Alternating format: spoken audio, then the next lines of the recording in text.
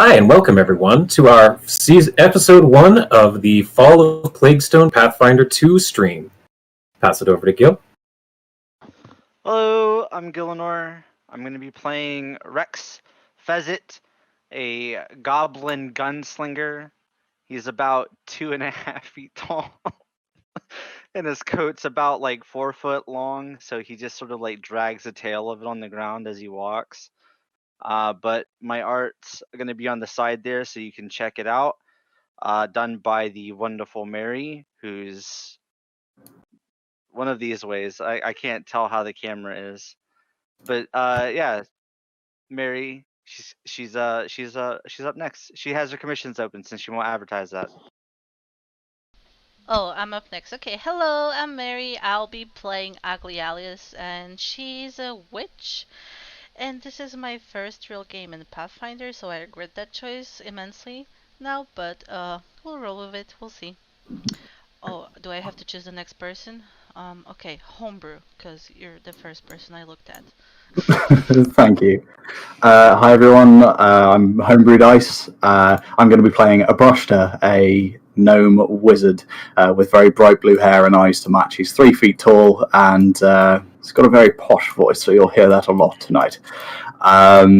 That's me, so I will hand it over to Eldritch. Hi there, I'm Eldritch Sugar, and today I'll be playing Con, who is a ratfolk rogue. I'm very excited about her. I'm interested in committing rat crimes. Can't do the rat crime if you can't do the rat crime. Yeah, I'm going to stab people in the ankles, so that's how it's going to be. But funnily enough, I'm not the shortest. Con is around 4 feet tall, so taller than 2 people already. Wow, that's a feat. That's 4 feet. That's 4 feet. 4 entire feet. Tip your waitresses. I'm here till Thursday, everybody. Do you have to be? And then I'll just pass it on. If there's anyone sure, left to pass it to. Yeah, I'll pick that up here. Yeah. Hi, I'm Jake. I'm around. I'm playing a lot of Gil's games here. Since nobody else mentioned it, if you want to, please check out the Are You Sure You Want to Do This YouTube channel. I'm always checking out over there, looking at the comments. I think that this game is going to be posted over there, right? Yeah, all right. Today I will be playing as Dirge, or Durg, depending on who's pronouncing it. He's the orc monk of the group, and so it's going to be interesting playing a strunk. With that, I will pass it over to Lumbee. I believe, do we have our disclaimer first? Was that the plan? Okay, we can do it now. The following presentation may and most likely will contain strong adult language, graphic descriptions of excessive violence, possibly sexual themes, and other scary stuff which may be disturbing for some audience, so please viewer discretion is advised. Thank you. Fantastic. Well, all right, everyone. What we are playing is the Fall of Plaguestone, as I mentioned, and our adventure begins as a caravan is traveling south by southeast from the town of Elidar, capital of Isker, to Almas, the capital of Andoran, on the road between the Asphodel Mountains and the Five Kings Range. There are faster and easier routes south, but for those seeking to avoid Cheliax, this is the safest. The leader of your group is a man named Bort Bargath. Hopefully that image came through for all of you just now. He is a finely put-together dwarf man with an immaculately trimmed beard. As you can see, he keeps it well-braided, well-manicured, and his hair slicked back.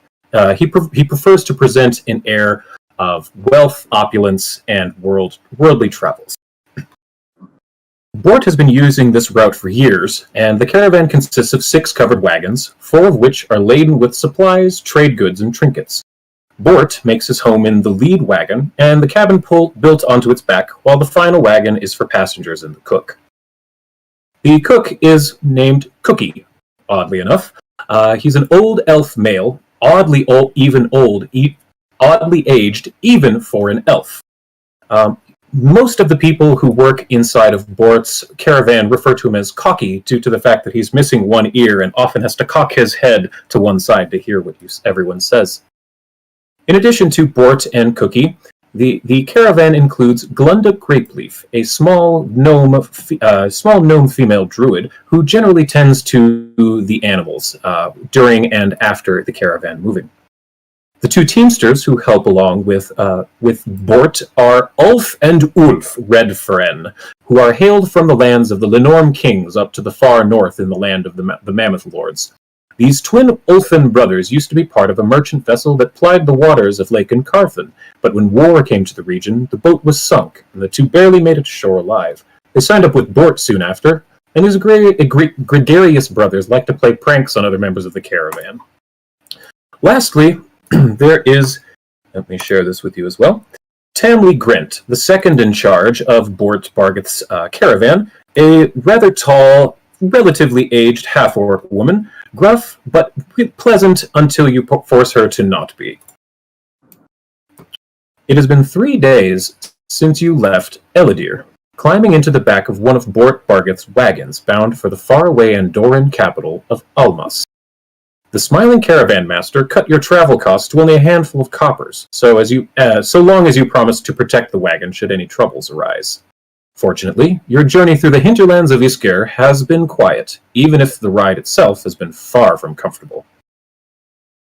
As you broke camp this morning, Bort announced you should arrive at the town of Etran's Folly by nightfall, and he promised a comfortable bed for the night as a reward for a long day's travel. The caravan's teamsters shared a chuckle between them, trading knowing glances and little nods, but soon enough you are on the road again, the wagon bouncing and creaking on an uneven trail. At this point, if you would like to introduce yourselves, give any more descriptions as you would like, introduce each other in or out of character, now is a perfect time for that. So Rex would probably be in the back of the caravan, walking slowly, trying to keep up with the caravan, but like kind of doing like a walk that looks slow but is like fast. Is he kind of just trying to look like he's being casual as his short little legs try to keep up with the caravan? He is kind of a mix between light green and dark green skin with big floppy ears that kind of keep down instead of pointed up underneath his big wide brimmed cowboy hat. And he has a big duster that sort of just trails behind him like a bridal gown almost. It's just a little too big for him, and like the cuffs kind of come down, so like all you see is the tips of his little fingers. He's also got a really big gun that's much too big for him that he kind of like has to pull out awkwardly. Like the Joker in the first Batman movie? It's like the handle itself is like something he just kind of has to rip out as he pulls it out of the holster. It's very awkward in size, but he can still somehow manage to hold it in one hand and fire it. You've probably seen him fire at a few things as he gets bored, just kind of kicking rocks at the back of the caravan. But he kind of keeps to himself and doesn't really say much. Keeps an eye out for danger. And as he kills things, he probably says like witty one-liners. You feel Alright. This is lucky. a no-fly zone. Shoot a bird or something. Alright. How about we have Mary next? Or Okay. Alice, I should say. Alice. Yeah. They call her Ugly Alice, and she wears that like a badge of honor. She is a ginger human girl. Looks around the age of 17 or something like that. She has a lazy eye, a very lazy eye.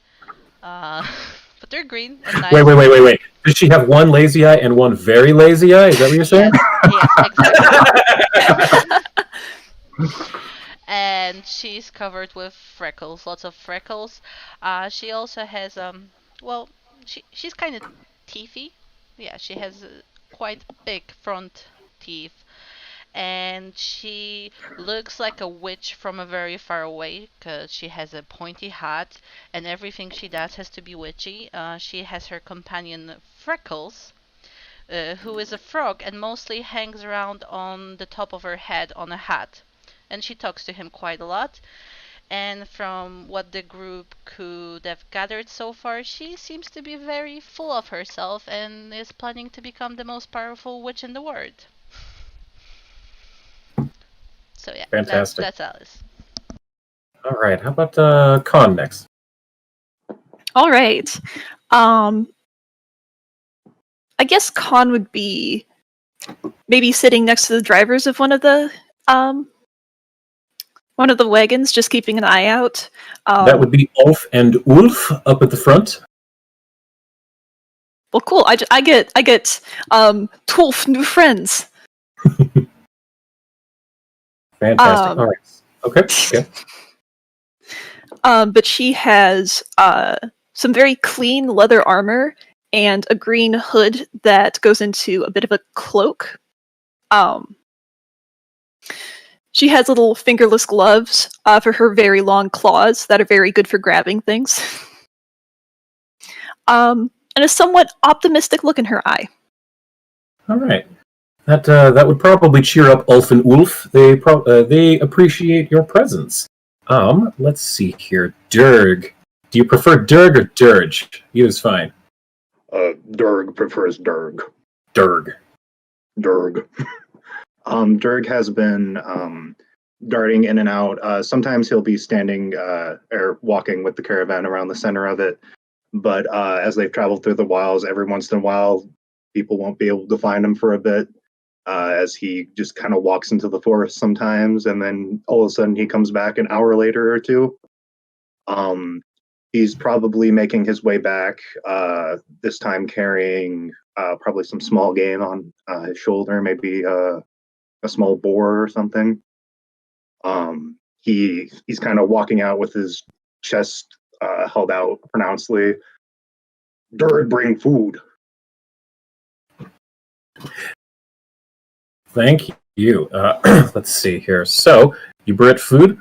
Then, as you approach the front wagon of the cabin, or the caravan, Ulf looks over at you, the large, mountainous human man, and says, "You brought food? Well done. You caught the wild boar from this area. They are particularly large this time of year. You are a strong man. I appreciate your arm." And then let's go to, I think Abe is last. Yep. That's me. First of all, can you still hear me all right? Yeah. Yep. Perfect. Yeah, so Abe will be sat on the wagon somewhere, barely paying attention, to be honest. He'll have his head in his spellbook, and you see that, I mentioned previously, his hair is really bright blue, and his eyes are an equally piercing blue. As you look at his face, you see that the color of his skin seems to shimmer and change depending on what light you're looking at him in. But he wears pretty basic wizard's robes, and you can see on his side is, on his right side is a wand that he has strapped to his waist, but he's just got his head down in the book, not paying any attention to what's going on around him. He's just completely focused on that. Fantastic. All right. As you are all... Oh, well, let's see. I need just a moment. So Durg, you said you were walking near the front of the caravan, is that correct? Yeah, he would have. So you're not like carrying the boar over his shoulder and brought it up. Yeah. Okay. Is anyone else not physically in the caravan, like in the wagon? Like, if I see him going up in the front and hearing what they're saying, I'm gonna start making my way up there in kind of a haughty manner, just like real bow-legged, walking fast. Fantastic. Okay. Is anyone else not physically in or on their wagon? Okay, great. So, as you're traveling down the road, it's bouncy, the road is uneven, but it's well rutted due to many, many years of travel and use. The horses and the teamsters, Ulf and Ulf, seems to know their way almost instinctively at this point. As you're traveling down the road, you hear from the front, Khan hears from right next to her, Ulf shout out, "Up ahead is Plaguestone." He shouts from the front of the wagon. And no sooner does the call fade from his lips than it is overshadowed by a series of long, mournful howls, emanating from the woods to either side of the caravan. Moments later, you hear cries of panic as a pack of mangy wolves descends from the forest with teeth bared. Let me try to share this map. I hope I can figure out how to do this. Sync. We believe in you. I know. So- Yep. Yeah. Does anyone You else know have how to to unlock- share the You map? have to unlock the map first. So there's like a little Okay. log icon. Got then it. Right click and then hit share to all. I see unlock tokens, drawing layers, view, and pointers. Okay. If you're looking at the map, you right click. Mhm. So you've unlocked it, and then you right click the image, and then there should be an option that says share all, but it has to be minimized. It can't be. Oh, full screen. minimized. Yeah. Okay, that's the problem. There it is. Sharing. I don't know why Share that record. is. There we go. I don't know why that's a thing. That's really good to I don't- know. Got it. Yeah. Yeah, that's very good to know. Thank you. So there's that. Did all of you get that map? I have a map. I'm not sure if there's supposed to be an image. There on we it. go. Yeah, I've got it now. Okay, it might take a moment to load. Number one, because this is the first time we've all connected at the same time. So if you got a thing that popped up with a grid, just give it a moment. It should load. So who currently does not see anything? Just came the up one. fine. Just Rex. Oh, it did. It came Okay, up, so everyone sees yeah. it. Fantastic. Okay, so then Rex and Dirk, they're there. Fantastic. All right. So what we're going to do here is I want everyone to roll initiative. So, Okay. so from the front of your character sheet, there should be a thing that says initiative and then perception. So just pick up the actual plus number and then drag it over to the chat window and drop it. Wow, nice 20. First roll of the game. Look at that. Yeah, guys. All right. So, quick question. I is thought you there- said the wizard Wow. wasn't paying attention. Wow. Wow. Wow. Wow, y'all. Wow. Can I roll stealth instead of perception? Yes. If you did say you were being kind of stealthy and swaggery. So yeah, that's absolutely fine. All right. Wow. I rolled that, but that's okay. Okay, so I I'm gonna need. let the wolves go first. It's fine. Oh no, I think we lost somebody. Oh, we Lure lost. them Yeah. into a false sense of security. Yeah. I'm just gonna let you go first. Don't worry about it, man. Okay. All right. So let me make sure I'm doing this correctly. What you see coming out of the woods are these three disgusting, mangy, flea-bitten, scrawny, angry, growling gray wolves. Ew. So, however, Abe notices them first. He hears that howl, and his gnomish hearing pricks up like a dog. So, Yeah, Fucking so somehow. I mean, I don't know how. Abe gets to act first. Okay, so I guess he's gonna hear the wolves. Look I up. didn't mean to do that. Sorry, hold on. I didn't Look mean up to do from that. his book. Oh, are we still good? Yes, sorry. Yeah, he's going to look up from his book and sort of with a roll of the eyes, he'll be like, there's wolves here. I think we should deal with those. And he's going to shut the book quickly, put it away. And he's going to look at the one to the east, like directly to the east of him. And let me just check distance. Perfect. He's going to look at the wolf and just say, mind the burn, and he's going to cast Acid Splash. I love it. All right, let's see. So if you open up your character sheet to that tab, you should be able to pull the spell attack down directly and drop it on the actual wolf token itself, and it should do the math for you. You can also control click the token. That's true. Yes. And it should also auto target for you, just like in Fantasy Grounds. Well, Mhm. for D&D, I mean, not Fantasy Grounds. Yeah. Cool. I've got him targeted. Let me just go ahead and roll the spell. Okay, yep, you have it targeted, so go ahead and roll the spell. There it goes. That is a big fat crit hit. All right. So take the damage dice, drag it directly over that wolf. Man, y'all are rolling rocks already. Oh, I didn't roll the hit again. Sorry, nope. sorry. Yeah, that's fine. So what you're going to need to do now is now it has registered that you've missed. So if you roll a damage directly on it, it's going to do a normal damage. So what you're going to need to do is grab and drag the die damage, and I think you right click it, or is it alt click? Yeah, it's right click. I'll drag it. Right click. Okay, yeah. So just right-click and then drop it right on him. You can also just hold shift and then double click the damage dice and it should do the same thing. Okay, cool. Shift click. As Got long it. as All right. Shift and then double click, because as long as you're targeting, it'll still roll the damage against the target. I believe I rolled so fucking low.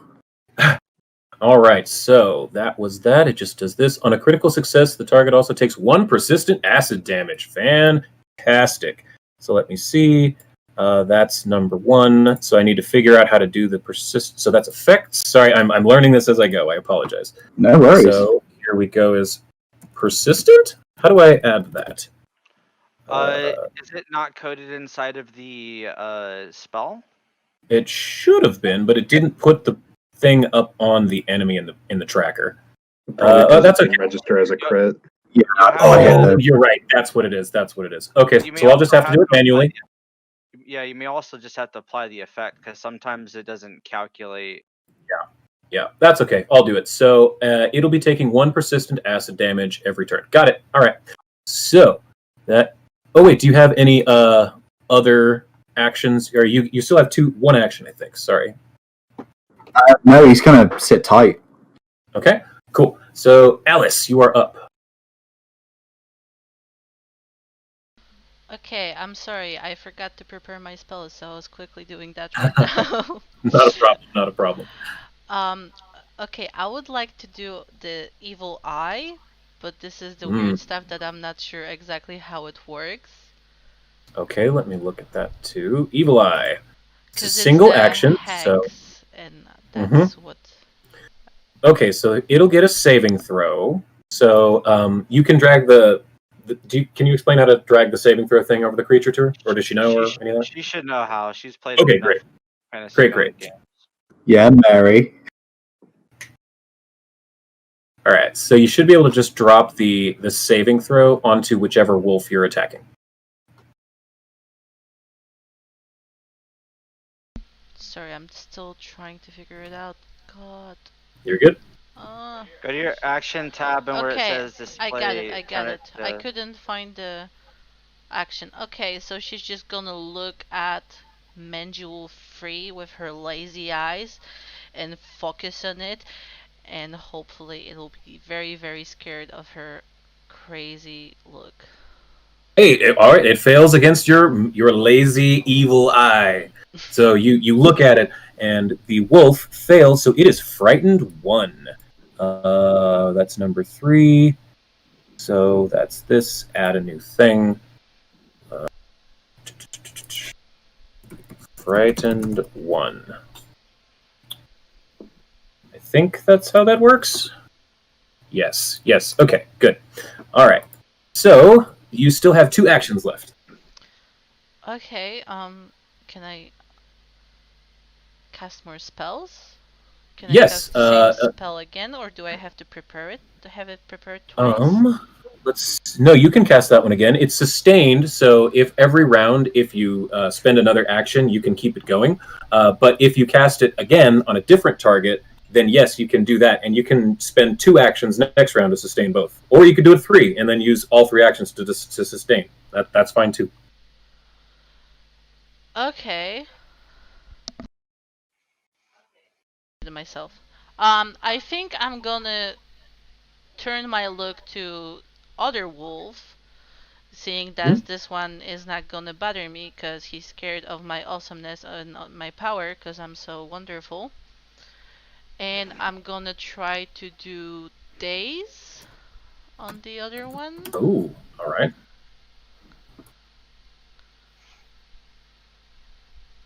So I just drag the dice on him. Ooh, that is a critical success against your evil eye. This wolf is not affected by your eye at all. Your lazy eye was looking a little too far to the left, so you didn't actually make eye contact with the wolf, so nothing happens. So that's your second action. The other wolf, and he thought you were Yeah, him, and he was like, I don't exactly. Yeah, they was really confused. Nothing happened, so you still have 1 more action. God, that's too many actions.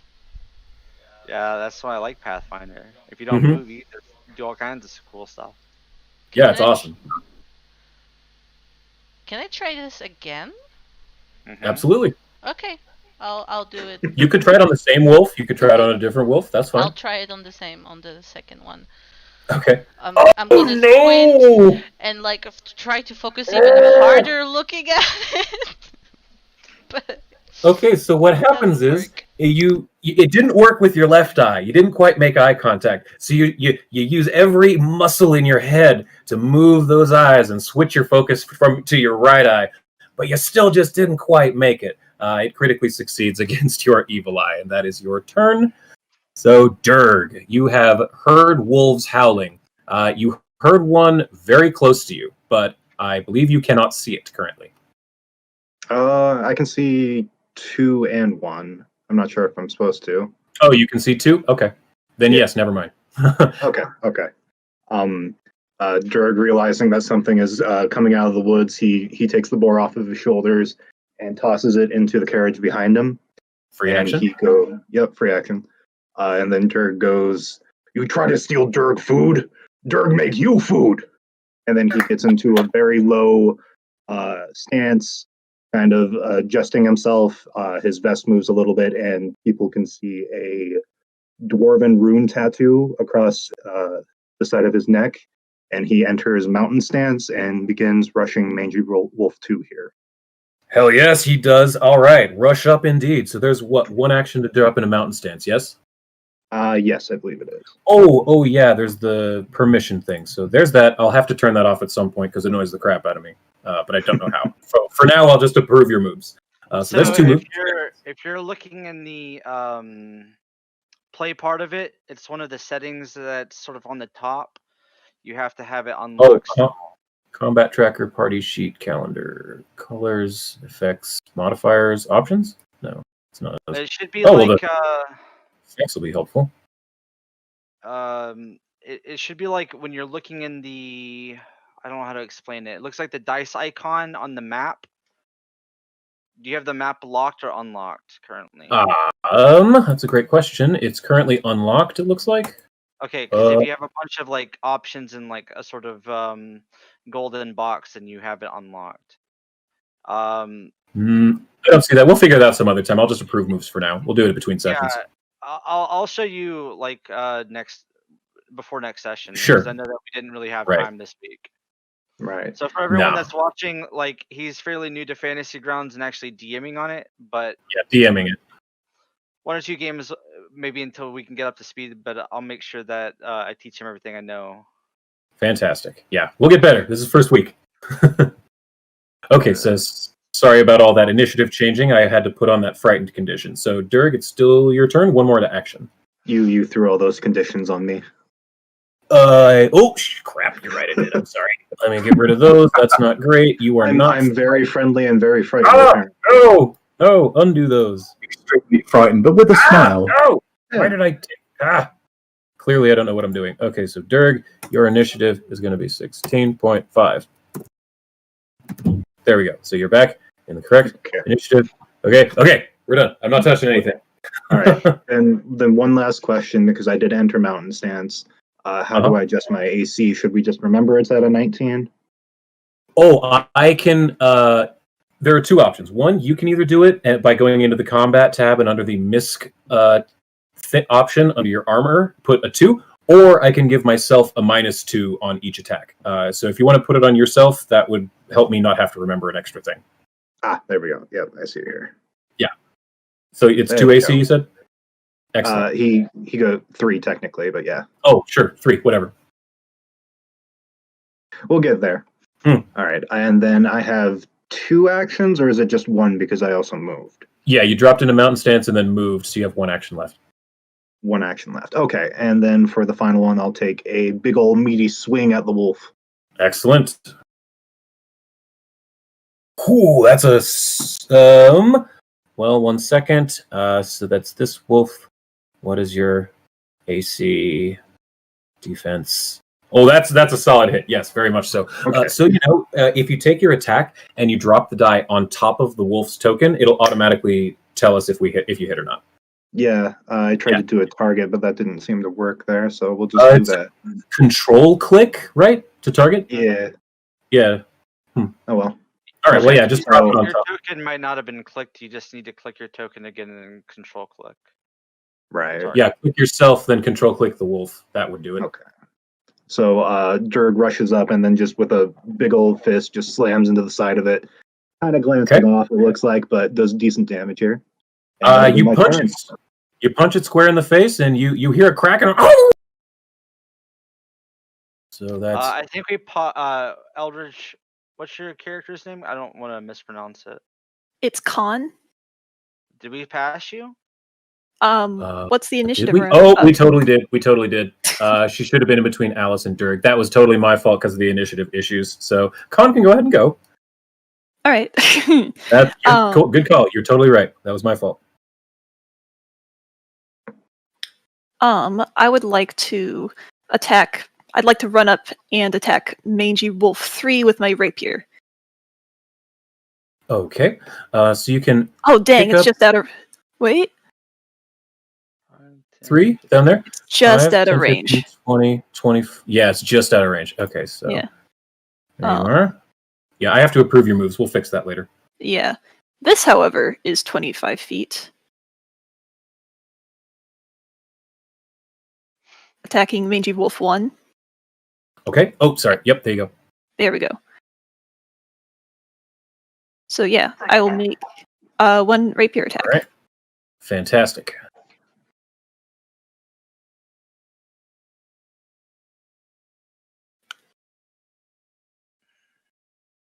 What do I need to drag onto the icon? You drag the attack. It should be your like a +7-ish or so. Drag that directly over the wolf's token and drop it.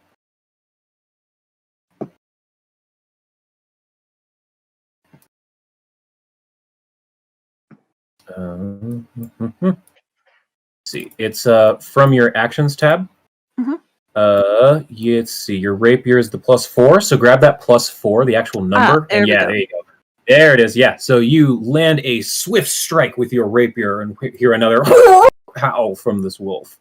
So now you can grab the 1d6 +4 piercing over on the right under damage. Grab Mhm. that and drag it over and drop it on the wolf. Ah, gotcha. There we go. Yes, there you go. All right. As you lunge forward, you stab this wolf directly into the mouth, down its throat with your rapier, and it goes limp at the edge of your blade. You still have one action. Woohoo. I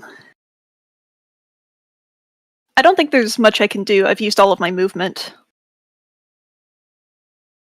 Yeah, you could move again. You could attack again. And You could wait, I can't. I take can't move cover again? behind a tree. Yes.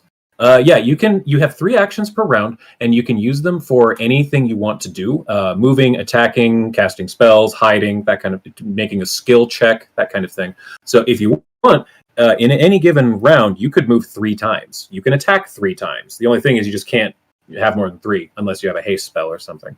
Mhm. So, okay. Let me put you in one of the squares instead of in the center. Do you want to be top left, top right, bottom left, bottom right, from where you're at? Top right.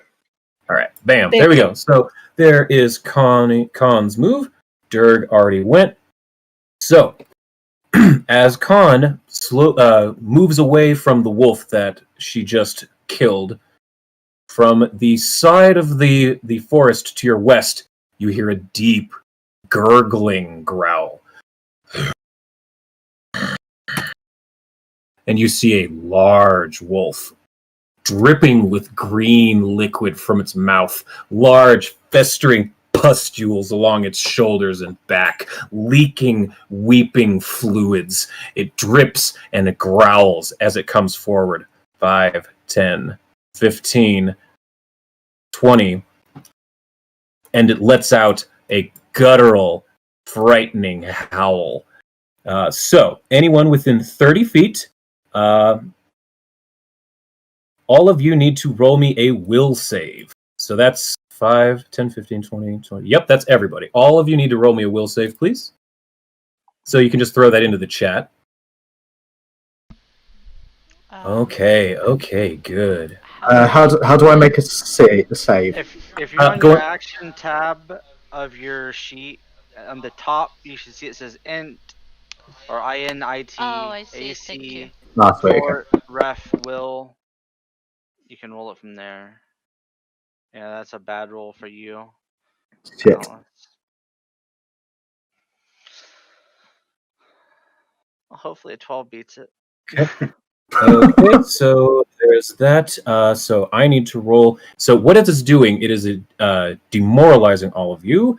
So it needs to have, let's see, where's the number? I apologize. There it is. So, see what happens here. Oh, he critically succeeds with a natural 20. So, Ooh. every single one of you fails. Alice critically fails, Abe critically fails, and Rex critically fails. That's not great. So each of you is frightened 2. Well, the ones of you who critically failed. So let me see here. So that's me. Rex. Mm-hmm. Let's see. So I type that here. Frightened 2. So Rex gets it. Alice gets it. Abe gets it. Oh, this was a good one. For you. For me. Hey, I gotta take it where I can get it, right? Frightened For you. and 2. So what does that mean, frightened 2, as opposed to just regular frightened? Frightened reduces your rolls, basically all of your checks and DCs now by 2, since it's a 2. But each round it goes down by 1. So next round you'll be frightened 1. The following round you'll be not frightened at all. So basically, you're all of you who are now frightened 2. Your next D20 rolls essentially are going to be at a -2. Frightened 2, and then Durg and Khan both regular failed. So you two both get frightened 1, and frightened 1. I'll figure out how to do this properly soon. Frightened. Mechanics question. Does that affect crit 20s as well? Okay, the way crits work in Pathfinder, they're 10 above the DC, but also a natural 20 increases the success chance. So let's say you're trying to do something really, really stupidly hard, and the DC is like 30, and you only have a +5 in it. If you roll a natural 20, that's still only a 25, so you still didn't beat the DC, the 30 DC. But since it's a natural 20, that takes the regular failure and makes it a regular success. So it increases the success rate by 1. And natural ones do the opposite. They reduce the success by 1. Got it. All right. Yeah. So even though you got two of you got a 19 on your will saves, it got a natural 20. So that Right. So it's considered a failure for us, but just regular failure.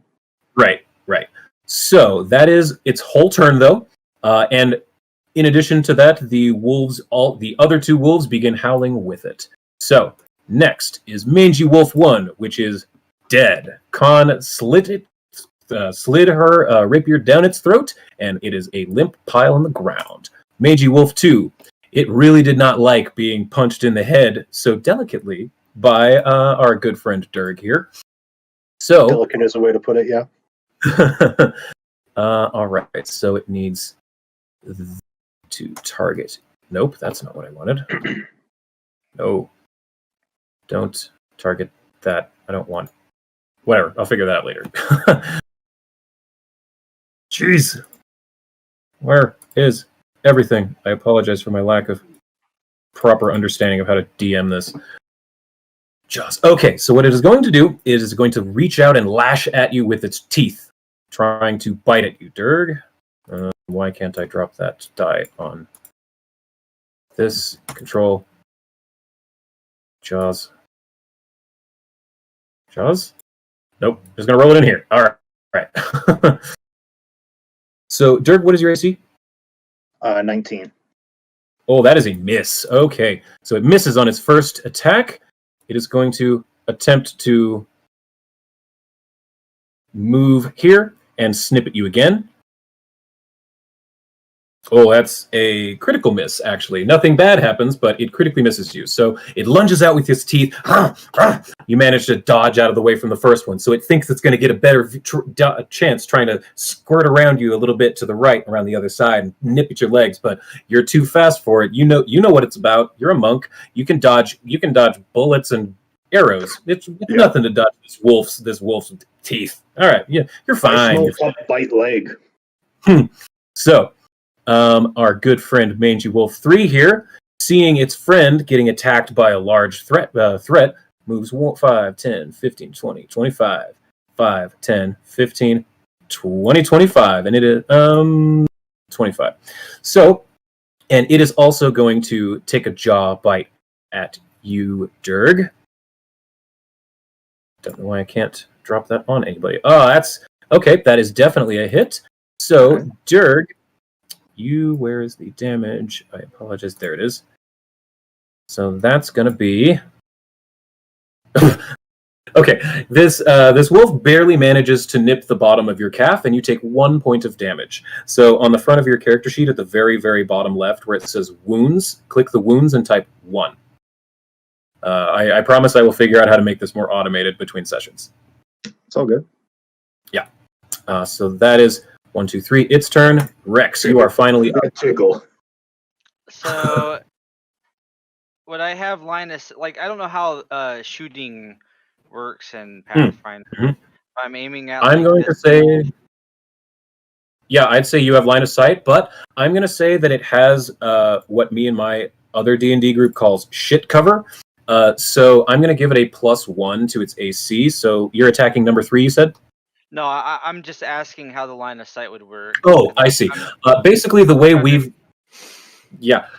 I don't know if this is the official ruling, but the way I've been running it for a year is if an ally or a different enemy is in between you and the thing you're shooting at from range, then it gets what we call shit cover, which is just a +1 to its AC. But I would say if you're shooting at number 2, that would not have any cover at all.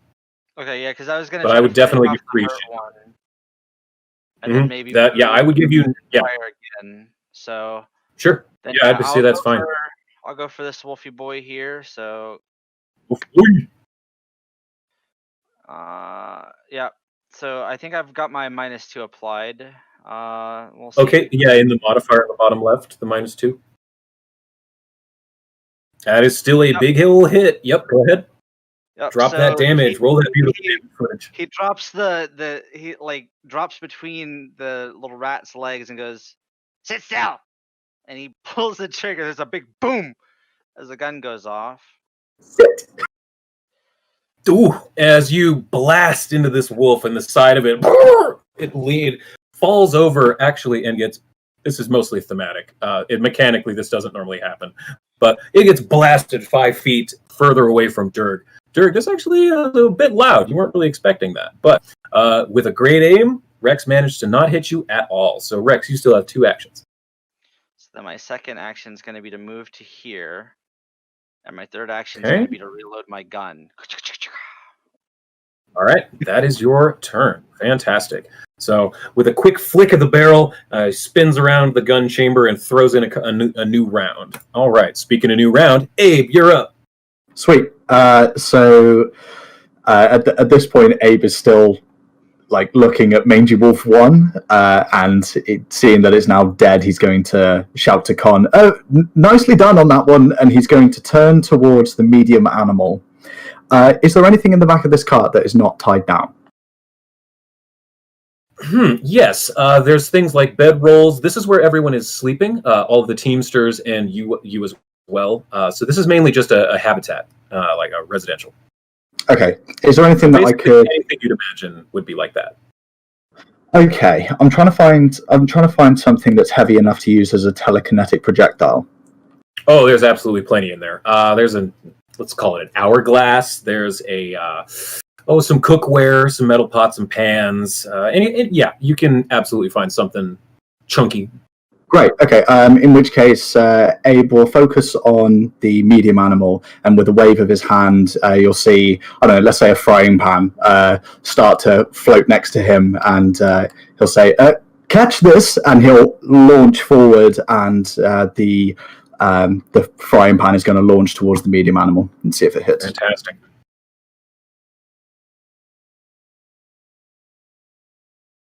I've still got the other wolf targeted, it looks like. How can I remove my target? Just control click the new one, the new target. I did. It looks like it's targeted both. So control click the old target, and that will remove the old target from that. Got it. Got it. Thank you. Or he can just clear the animal in the combat tracker by double clicking the little red button next to it. Should clear it out of the combat tracker instead. The dead ones? Yeah, you can do that if you want, but you don't have to. Oh, cool. I didn't realize that. Excellent. And then I that missed. one as well. Number 2. Okay, yes. You do miss with the telekinetic projectile. This frying pan goes flying past this wolf's head. It manages to duck its head out of the way, and it snarls at you. I think you still have one action? Yeah, I will use that action. Can I move to... Yes. Can I move to about there? Yes, that is absolutely fine. All right. Perfect. That's me. That's Abe. Okay, Ugly Alice, you are up. Okay, I don't have to use an action to sustain my evil eye because the wolf is dead. Oh, that's true, yes. Okay, so I'm gonna, as a free action, talk to my frog. Freckles! Step up your game, you're embarrassing me! And I'm gonna try to reach to touch the wolf close to me and chill touch him. Ooh, all right.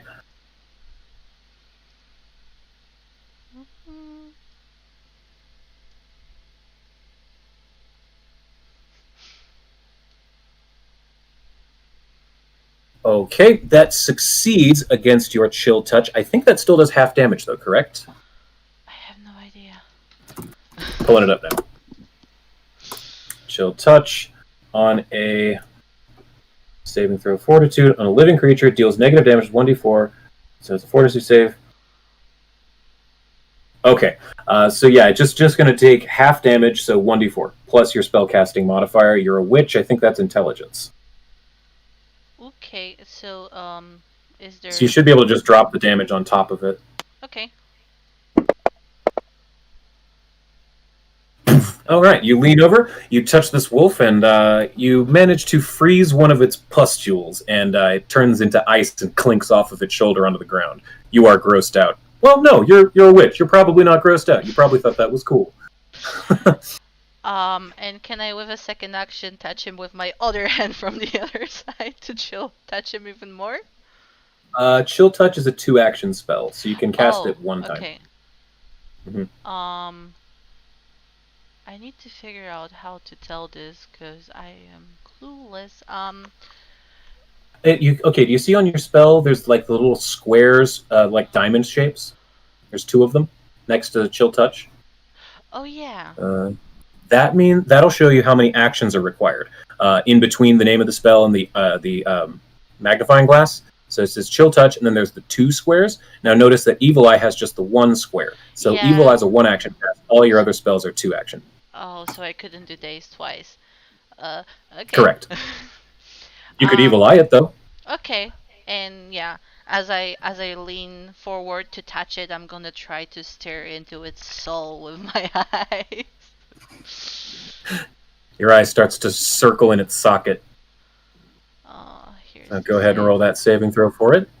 Yep, here it comes. Ooh, it fails! So you finally manage to get the muscles in your eye to focus for more than 2 seconds at a time. And you look this thing square in the eye, and it is now frightened 1. Fantastic. So And put that's my that turn. Thank here. That is your turn. Frightened 1. Great. So now it is Durg. You are up. Yes, sir. I think it's. Oh, yeah, it would Oh, be God, Connie. why does it keep doing that? I don't know why. I I clicked. think it automatically No, jumps clicked. down, and then I click the arrow. Or, Yeah. I don't know. Anyway, sorry. Back Because to I'm Connie. used to We fixed clicking it. it I when apologize. it's my turn. I'm sorry. Yeah, I'll stop I did doing that. it. 2 rounds up. Oh, that must be what it was, because I've been clicking it each round, and that explains it. Okay, Con, you're up. Sorry. All right, cool. I would like to move up to the wolf, and then I would like to use Oh. my skill tumble through. Or tumble Cool. behind. Okay. Yep. All right. So are you going to go 2 more spaces to the west so that you're flanking with Con? I'm sorry, Alice? I don't think my movement will allow it. It will. Because I You only moved have 15 25 feet. You moved 15 feet just now, and you have another 10 feet. So if you move, so you don't even need to tumble through right here. And so yeah, if you move 10 more feet, you can be flanking it. You don't even need to roll anything. Sure, then I'll go for that. All right, so I'll just put you there. There you go. Mhm. Now give me a second to give it flat-footed. How do I do that? Okay, here. So it gets this. All right. Oh wait. Oh, that's the wrong one. No, that's the right one. Yeah. Okay, you're good. You're good to roll. I have fixed its AC. All right. And then I will make one rapier attack. Oh, that is a hit. You managed to. Whoop, we lost her. There she is. Internets. Did I disconnect? You did from the Discord just for a second. It looks like you're still up in Fantasy Grounds, though. Yeah, you're back in. Dang, that's the second time that's happened. I'm so sorry. What was the last thing I said? That's all right. You hit with your rapier, and we Okay, saw the cool. attack. You got a 21, so you definitely hit. Gotcha. And I'll roll damage for that. Yeah. Ooh. You managed to take a little. You take a swipe at the back of its leg, and it begins to move a little bit. But you didn't take a very big chunk out. Yeah. So that's And then two I can actions. So you got one. I can attack again, but it's the reduced hit chance, right? That's right. That's right. The first one was your first attack. The middle one is your second attack. Gotcha. Yeah, then I'll attack again, and we'll just see what happens. Cool. All right. Oh, that was almost a nat 20. Did you That see was that? bouncing off. That close. It was that close. All right, but you actually missed on your follow up. It's because you snuck up on it the first time and you managed to take a slice out of its flank, but it saw you now and it managed to duck out of the way right in time. Mhm. All right, so that's And your quick turn. question: when yes. do I apply sneak attack, or on what situations? Oh, you're flanking right now. I'm sorry. Yes. So go ahead and roll your sneak attack right on top of it. I completely apologize. You do have sneak attack right now. Oh, Thank I you don't for think I asking. have an option set up for sneak attack. What is it, 1d6? Yeah, it's 1d6. Okay, so just roll a d6 straight on top of it. Just drop the d6 on it. I don't think that would work. It doesn't auto roll the damage. You have Doesn't? to type it in by hand. Oh, okay, that's fine. I'll do that. So you got 2, so there we go. All right, it has applied that sneak attack. So you sliced it in the leg. You nicked an artery a little bit. So you didn't take out a huge chunk, but it's bleeding now. Not mechanical bleeding, but you get what I'm saying. Okay, so that's move, attack. So that's your whole turn, right, Con? Yep. Fantastic. Durg, big man on campus. Cracks knuckles with malicious intent. That's one action. All right, full action. Let's. Oh, what? No, he was just saying that was a full action. That's maybe less. Oh, full action to crack knuckles. Mhm. All right, let's lay into this. Lay into it. Yeah. Okay, you hit. You get a fine hit right to it. Roll that All beautiful right. damage footage. Hey. Max damage. Hey. Durg, standing Oh, like a oh, mountain okay. in front of Durg standing like a mountain in front of this wolf, rears back, brings his fist straight down and crushes its skull between his knuckles. It reminds you of the cracking you just made. So there's one action. You have killed that wolf. It is very much deceased. Sad puppy no longer want to play. Let's see, and then for my other action, I will begin moving over to the larger one here. That was Okay, yes. 25 movement, I think I have, right? I think mountain doesn't slow you down, right? I don't believe so. I'm going to double check because I feel like there's a strong thing that slows you down. Yeah, I I'm might just lose gonna some movement. If you do, it's only like 5 feet. Let me just double check really fast. Okay. While in mountain stance, you get a +4 item bonus to AC and +2 to any defenses from being shoved or tripped. However, your dex modifier caps at 0. Don't add your dex to AC, and your speeds are all reduced by 5. Yes, so you only have a 20-foot movement speed. Good to remember. Yes, that's very good to remember. 20. Okay, so there. And then can I use my second action to also move? Yes, absolutely. Okay. Close that distance there. There you go. That's your turn. All sir. right. So, being surrounded, This thing doesn't like that none too much. So what it's going to do is it's going to panic a little bit and go 5, 10, 15 to here. And then it's going to start... And it's going to release a huge line of caustic green, disgusting, black-spotted ichor all over the three of you. 5, 10, 15, 20. Okay, so it's just going to hit Con, Durg, and Alice. So if I could please have the three of you make a reflex save, DC 16. Ooh. All right, okay. That And was then Con as reflex well. save? Reflex, yes. You should be good Gotcha. at those. Yes, I am. I'm very good. Okay, so my DC was 16. So two of you succeed. However, Durg happens to fail. So Durg, you get a large blast of this acid. The rest of you just take half damage. So Durg gets 9 damage straight to the chest. It burns. You can feel that tattoo on your neck sizzling. The rest of you just take... do you round down or up? I can't recall. It's up to the storyteller, I think. I round I'm down. going to say...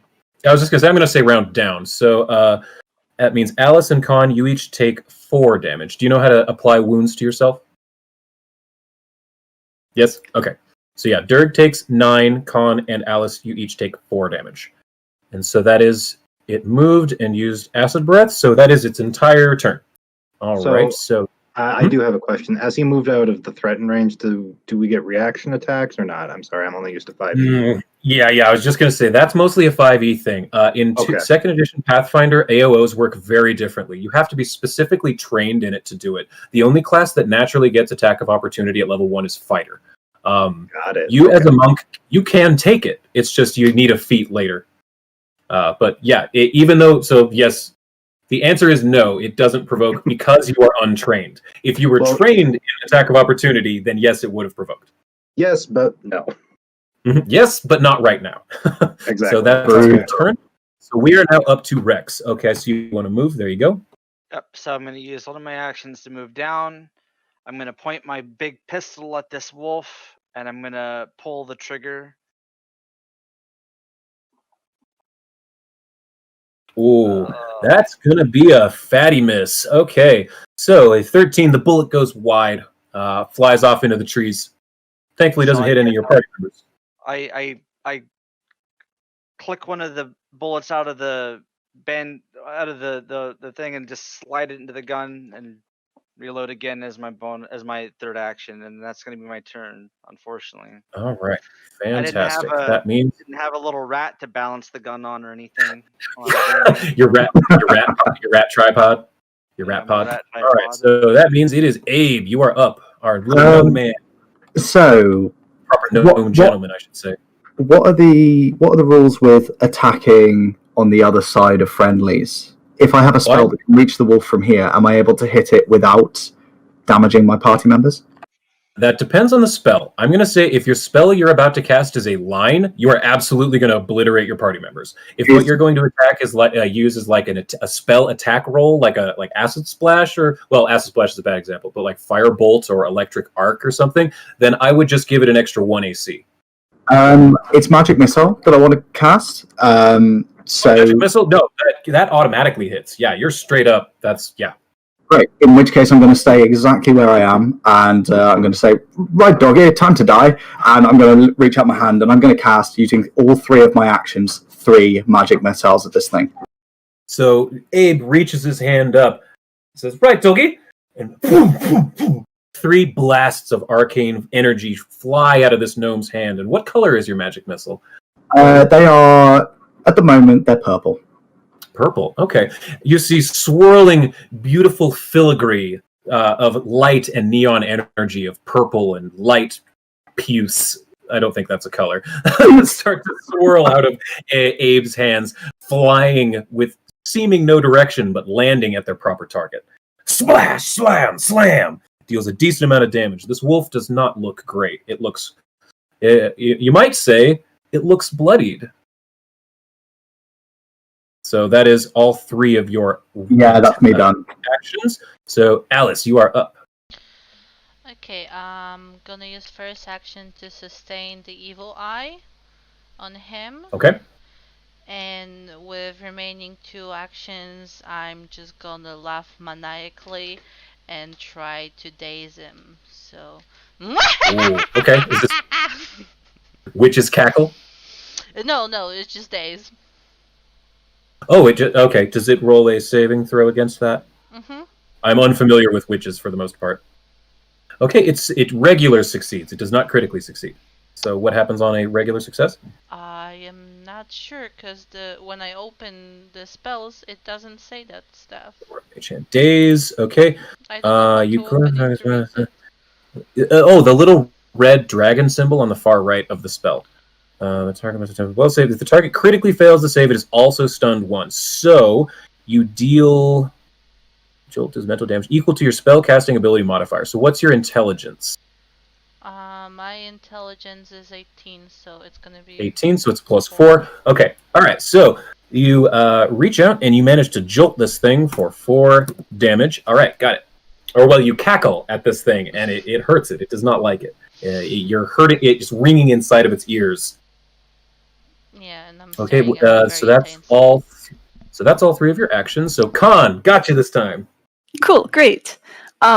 This time, I would like to use Tumble Behind to Yes, get this would be a great time to use Tumble Behind. just to get right behind the wolf, go through its Absolutely. face. Okay, so go ahead and roll your acrobatics. Fantastic. So it gets this. Okay.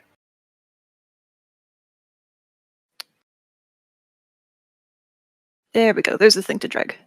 Come on. Ooh, that is a fail. You are not going to be able to make that. Okay, and does that burn the action when you fail? I don't recall. Does anybody know? I would assume so. I'm gonna until we can find out better, I'm gonna say that burnt your action. So Yeah. All right, so got 2 actions left. Yeah, I would assume it's much like a normal grapple check. Like when you try to grapple in D&D, it would waste the action then too. So Yeah, that's kind of what I assumed. So Yeah. An 8 definitely fails. I kind of want to try again.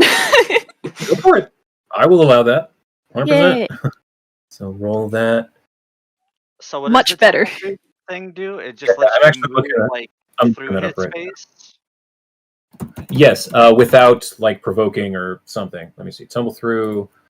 Stride up to your. During this movie, you can try to move through the space of one enemy, attempt acrobatics checks, and reflex DC. Okay, so that's actually still a fail. Close, but not a fail. But is a fail. So you do not make it through it this time either. Yeah. So I'll just do. I'll use my third action to attack. Cool. With my Got it. One more time. Yeah. This time I'll make it. This time I'll make it for sure, boss. That's gonna be a miss, actually. Ooh. Yeah, so you attempt to tumble behind this thing. It starts to nip it and growl at you. You try to go the other way, and it fakes you out. And then you're surprised because normally you're quite nimble and able to get behind your foes. But as you're startled and taken aback, you swipe out with your rapier and miss. So Durg, you are up. All right. You have just enough movement to flank it. Just so you know, with one action. We'll be able to get over. You have just enough movement to flank it with one action. Yeah, so as he's patting out the acid that got splashed all over him, he's going to move over to the other side here. Oh, that's right. You were supposed to take some damage, weren't you? Oh, well, good thing I reminded you. It was just 1 persistent damage, so it's not that much. All right, so you move there, 1 action. It does not take an attack of opportunity at you because it does not have that ability. All right. And I am Its AC. There we go. Its AC is fixed. Go for it. Perfect. All right. I am going to do a flurry of blows for my second action. Oh, this is going to hurt. Oh, Okay. yeah. Okay, let's see it. All right. So now I just roll the 7 and the +2. See if they both hit. All right. Yep. And if they miss on the first one, okay? Oh, that's a miss. All right. It happens. So it happens. our good buddy Durg comes up. So he manages to get behind it into a good position, but this wolf seems to still be dancing with Khan and just jumps out of the way. And that his foot slips on a little bit of the acid that fell off of him. So flurry of you blows is 2 actions, right? Or is that 1 is it action? or is that one? I thought it was one I action. don't know. A That's single action for a flurry of blows. Okay, then yeah, you still have one action, but if you attack again, it'll be at your lowest modifier. Oh, it is the -3 for another one? Yes, because flurry of blows, they you do apply the modifier. I see. Okay. Well, I mean, might There as are well ways go to for fix it. that later. Yeah, might as well go for it. No. No, 3 complete misses. All right, so that He's makes just swinging wildly at this thing. its turn. Okay, can't do that. Can't do that. All right. I'm frightened 1 until the end of this turn. Oh, Alice, you are sustaining evil eye, correct? Yes. Yes. Okay, so it is still frightened. Got it. All right, so it's seeing. Oh, it actually it sees this rat in front of it, and seeing that a rat could be a natural prey for a wolf of this size, it is going to lunge forward and attack Khan with its jaws. Just imagine it sees a rat It's rolling. going to hit. It's dancing and trying to dodge away from all of these attacks, and it manages to take a big snap at Khan and does. Ooh, ow, 12. Ooh, maximum damage. Look at that. Ow! I'm out of health, I think. This, oh, yes, that actually does take Khan down to 0 hit points. Yes, so Khan is now unconscious, and I think, let me double check. Where is it? Jaws. Dying.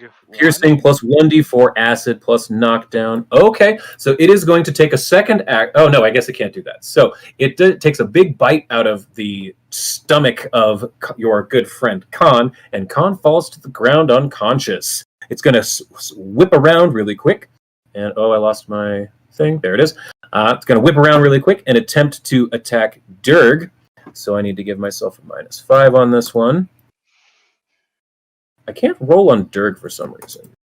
No. Oh, there we go. I'm in the shadow, or okay. Nope, I got it. -5. No, okay, not. Okay, so this is not going to automatically apply. It misses. Okay, definitely misses with that attack. And it's going to go for broke and try again with the -10. You never know. I could always roll a nat 20.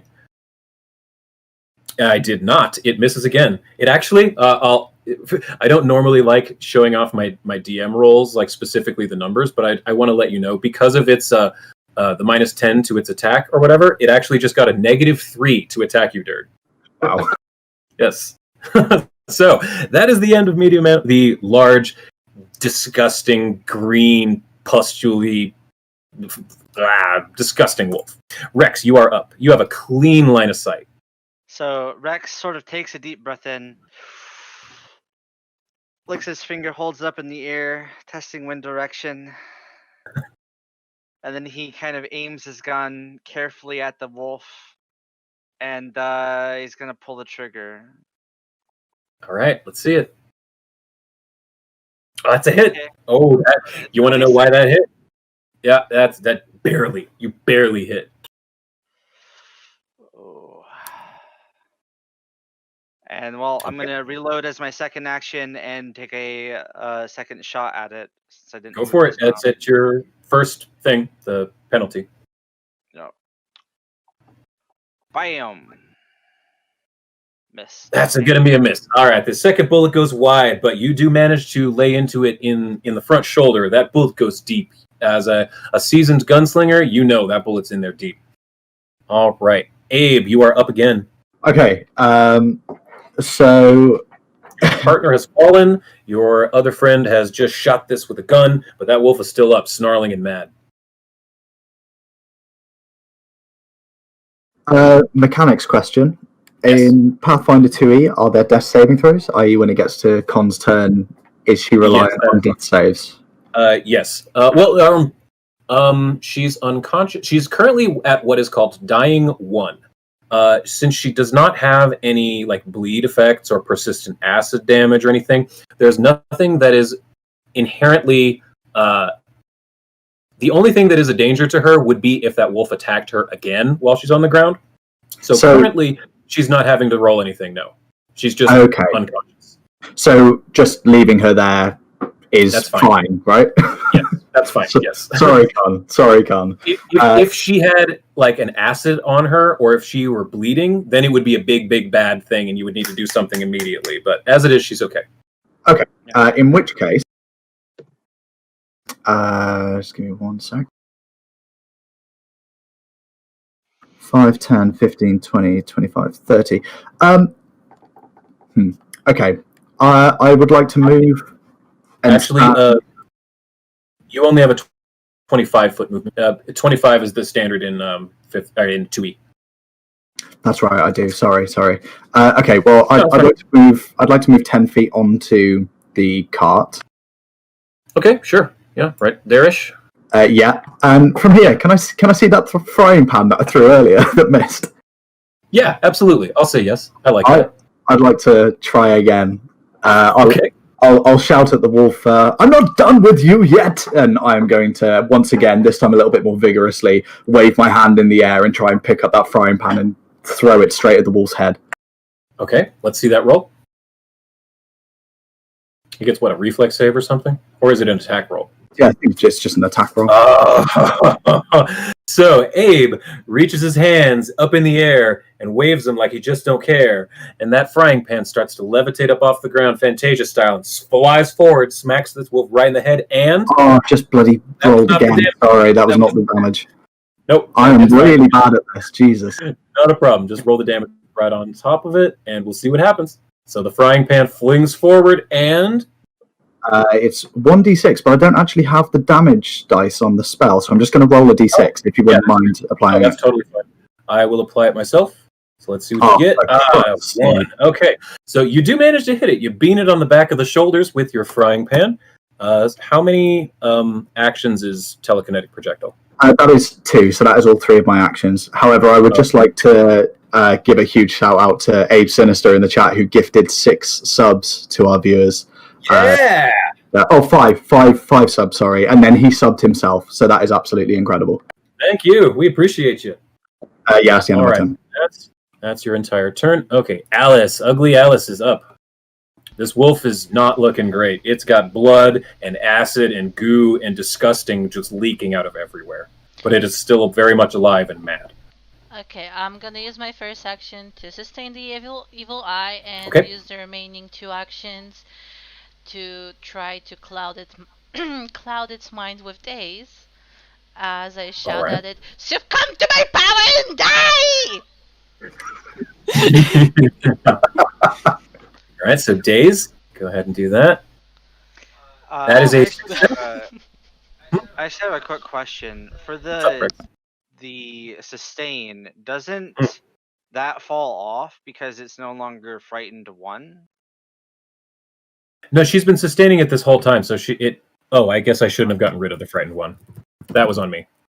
Okay. She's been sustaining it this whole time. There we go. Okay, I fixed it. just want to make sure. Yeah, no, you're right. I forgot she was sustaining it. I just saw frightened 1 and went, click. I didn't know if it just ticked down like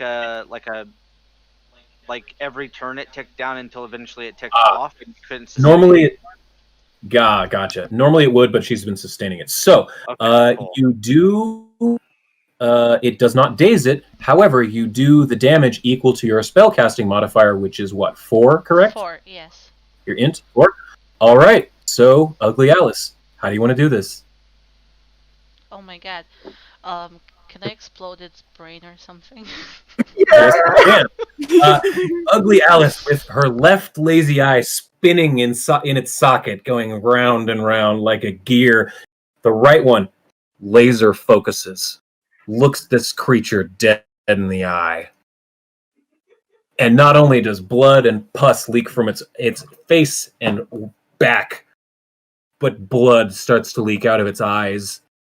Brain matter leaks out of the front of its snout, and it collapses in a heap, all of its pustules opening and leaking onto the ground in front of Durg and getting onto Khan's clothes. And with that, you have defeated the Plague Hound. Well done. All right, we are now no longer in combat. Good. So I want to hopefully take away this arrow. I'm not sure how to do that. Does anyone know how to get rid of that arrow pointer? I just deselected the wolf. Click the wolf. Yeah, button. it was me. I had it targeted, and it was. There we go. Got it. There you go. Okay. Yeah. Alrighty. Rex walks over and he shoots it like point blank, and he goes, "Yep, it's dead. I killed it, everyone. You saw it." Abe's gonna walk over to Con and try and get her up. What do I need to do to bring her back to consciousness? So do you have? Are you trained in the medicine skill? Good question. Give me a sec. Sure. Or does anyone have a healing spell? I remember that we had this discussion before. So I'm gonna. What you speak of? I warned you this was gonna happen. I'm gonna stand directly over Con and then turn around and say to everybody, "I realise I can't really do anything here. Does anybody have the ability to heal?" I can poke him. That might work. Well, So nobody has medicine? I'm trained in medicine. That's not quite helpful now, but Okay. I'm trained too, so step away. Oh, you are? I'll Okay. handle it, and I'll get to her and Okay. try to So stabilize just roll her. the medicine check in the chat there. So 13, that is a failure. Thankfully, it's not a critical failure, so you don't hurt Con any, but you are unable to bring her to consciousness. However, you are welcome to pick up her limp body and place her in, or her limp but still warm body, and place it into the wagon if you would like. I will not be able to do that. Oh yeah, Abe can't do that. Oh, she's dead. Go wild. Well, might as well leave her here. She'll be fine. But I then- just need So more time to mean! help her. Pick her up, put her on the cart. I'll take care of her. I know the ways of potions and magic. Just trust me. Doug, could you help us? Oh, Yeah, like that pig. Over your shoulder and then onto the cart. Speaking Okay. of which, and I would like to pull out from my staff some empty vials and start picking up into the vials some of that ooze that the creature vomited on us. Okay, very well. You can go ahead and add in your inventory. I'll get you the exact stats for it later. One, I think it's lesser acid vial, Okay. acid flask. One of those. It's the alchemist thing. Yeah, acid I'll something or have other. to look into it because I've got it here. have the Lesser acid skills, flask. but- It deals 1d6 persistent acid damage and 1 splash damage. It's a thrown weapon. So you now have 1 acid flask lesser. Okay, cool. Um, Thank you. Okay. So, Durg, are you helping to get Khan up in the wagon? yeah, I'll pick her up and put her in the wagon back here. Okay. As you are picking up Khan, you hear running feet coming towards you, and then you see the large bodies of Ulf and Ulf running up to you with Bort slowly behind him, his small dwarven legs pedaling as quickly as they can, going, "What happened? What's going on over here? Is everything okay? What's with the horses?" And then Bort, who obviously is not running quite as fast as the burly human men, runs up to you and says, "Oh, what happened to the caravan? It looks like something. Did we get attacked? Was it bandits? Is everything okay? Where's the merchandise? Are all of you okay? I guess that I should. What happened?" I shoot the wolf again. I killed it. Go, Craigie! you're gonna need those bullets later, I'm assuming. I can Like- make more. Well, I think whatever you just did to it guaranteed that definitely did. But what in the heck happened? Did these come out of the woods? Yeah, they came out of the woods and they tried to attack me, but I defeated them single-handedly. Oh well, great job! You were all definitely worth You those extra gotta few stop coppers. lying. You did not do this. It was clearly me and my power that stopped those vile creatures. You might You have make helped, magics. but that's all. Okay, yeah. So, okay, let me ask you an important question, Rex. Are you deliberately lying to Bort, or do you truly believe that you just did it all yourself and saved the world? That's a very important question. Are you To be lying, honest- or do you truly believe it? To be honest, it doesn't really matter because I have a +5 in all those skills. So I just want you to know that I rolled a 20 on my perception check to see if you're lying. So he will know I want to know, are you lying or do you truly believe that you just saved the day? I feel like That'll- he would believe that he saved the day in his heart of hearts. Mhm. Well, that's a 2. Okay, but no, I'm cool with you truly believing it. I just wanted to know. So he looks at you, Bort, having been very worldly. He's met many people along his travels. He knows an innocent soul when he sees one. He says, "Oi, laddie, you done great. You really protected me caravan here. You were absolutely worth the extra few coppers I took off the price of bringing you with. Now, it looks as though our wagon here is in a bit of trouble. It's stuck in the rut. Looks like we're going to have to get this thing up out to there and onto the road. Ulf, oi! Get this thing out of the mud. See what you can do."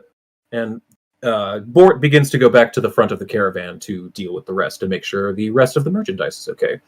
Ulf and Ulf begin looking at you, look at each other, and says, "Right, let's get to it." Ulf goes to one side, the part of the wagon that's deepest in the mud. Ulf goes to the other wheel, and they start lifting it, but not to much avail. While they're doing that manly work that I cannot do because I am but a goblin boy, I would like to poke around at the dead corpse and see what I find. Like, can I tell what caused this to the poor innocent creature? Give me a nature check in the dice tower, if you wouldn't mind. Okie dokie. First secret check of the game. Ooh. Okay, so this is definitely a wolf. It is of Galarian. This was not summoned here. This is definitely a natural animal that belongs in this area. However, all of the pustules and the acid and all of this is not natural. You don't know what would have caused this, but you know this is not supposed to happen to wolves. You also cannot determine if it is a natural thing or a artificial thing. But you know this is not. Alice, look at this wolf. This pus stuff. That's not natural wolf stuff. What is it? Alice, if you'd like to give me an Arcana check, I'd let you do that. Sure. In the dice tower, please. Okay. Also, Rex, actually, so you know, you accidentally rolled occultism, which is a +3. What is your nature? Oh, Your bonus to nature, just so you know, or just so I know, rather. sorry, it's +2. Oh, it's not 15. very- Yeah, you still would have gotten the same thing. It's fine. So that's only a difference of 1. Okay, so Alice, you take now that combat's actually kind of over and your eyes have quit spinning around in their sockets. You take a moment and you look over the corpse of this wolf, and you recognize a smell. You can't really place your exact finger on it, but something sweet. You know you've smelt it before. As a witch, you've brewed potions, you've used cauldrons, you've picked herbs, but there's something here. It's floral. You're not sure what it is. Kind of sickly sweet. I'm not actually sure. But if I can tell, I bet it's not important. If it was important, I would know, because I know everything that's important. You guys should put the poison on this pussy stuff on the bullets and shoot it at people? Would it eat through the bullets? I'm going to say probably. Bullets with an acid flask at level 1, that's a little much. I'm going to veto that. Yes, you should totally I'll do give that. the one acid flask. I'll give the acid flask, but I'm not giving acid bullets at level 1.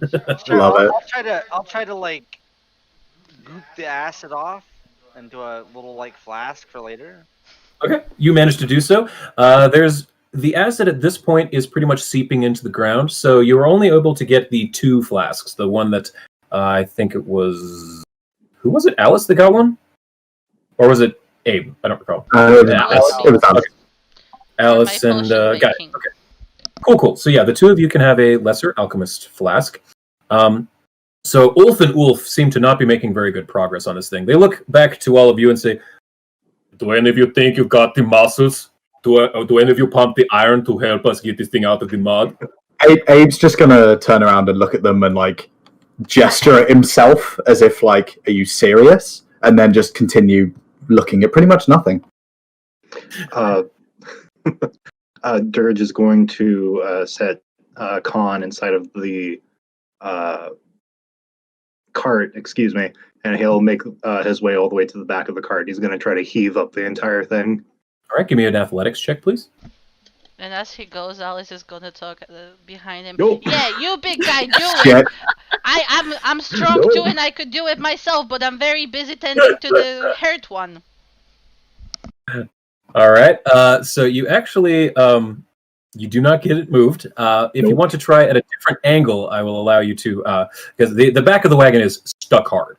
But you can okay. see that. I try Both- even both though of- I don't have any like points in it. Okay, both of you roll an athletics check since you're working together. I Okay. spit on my hands. Let me show you what a real man can do as he sort of.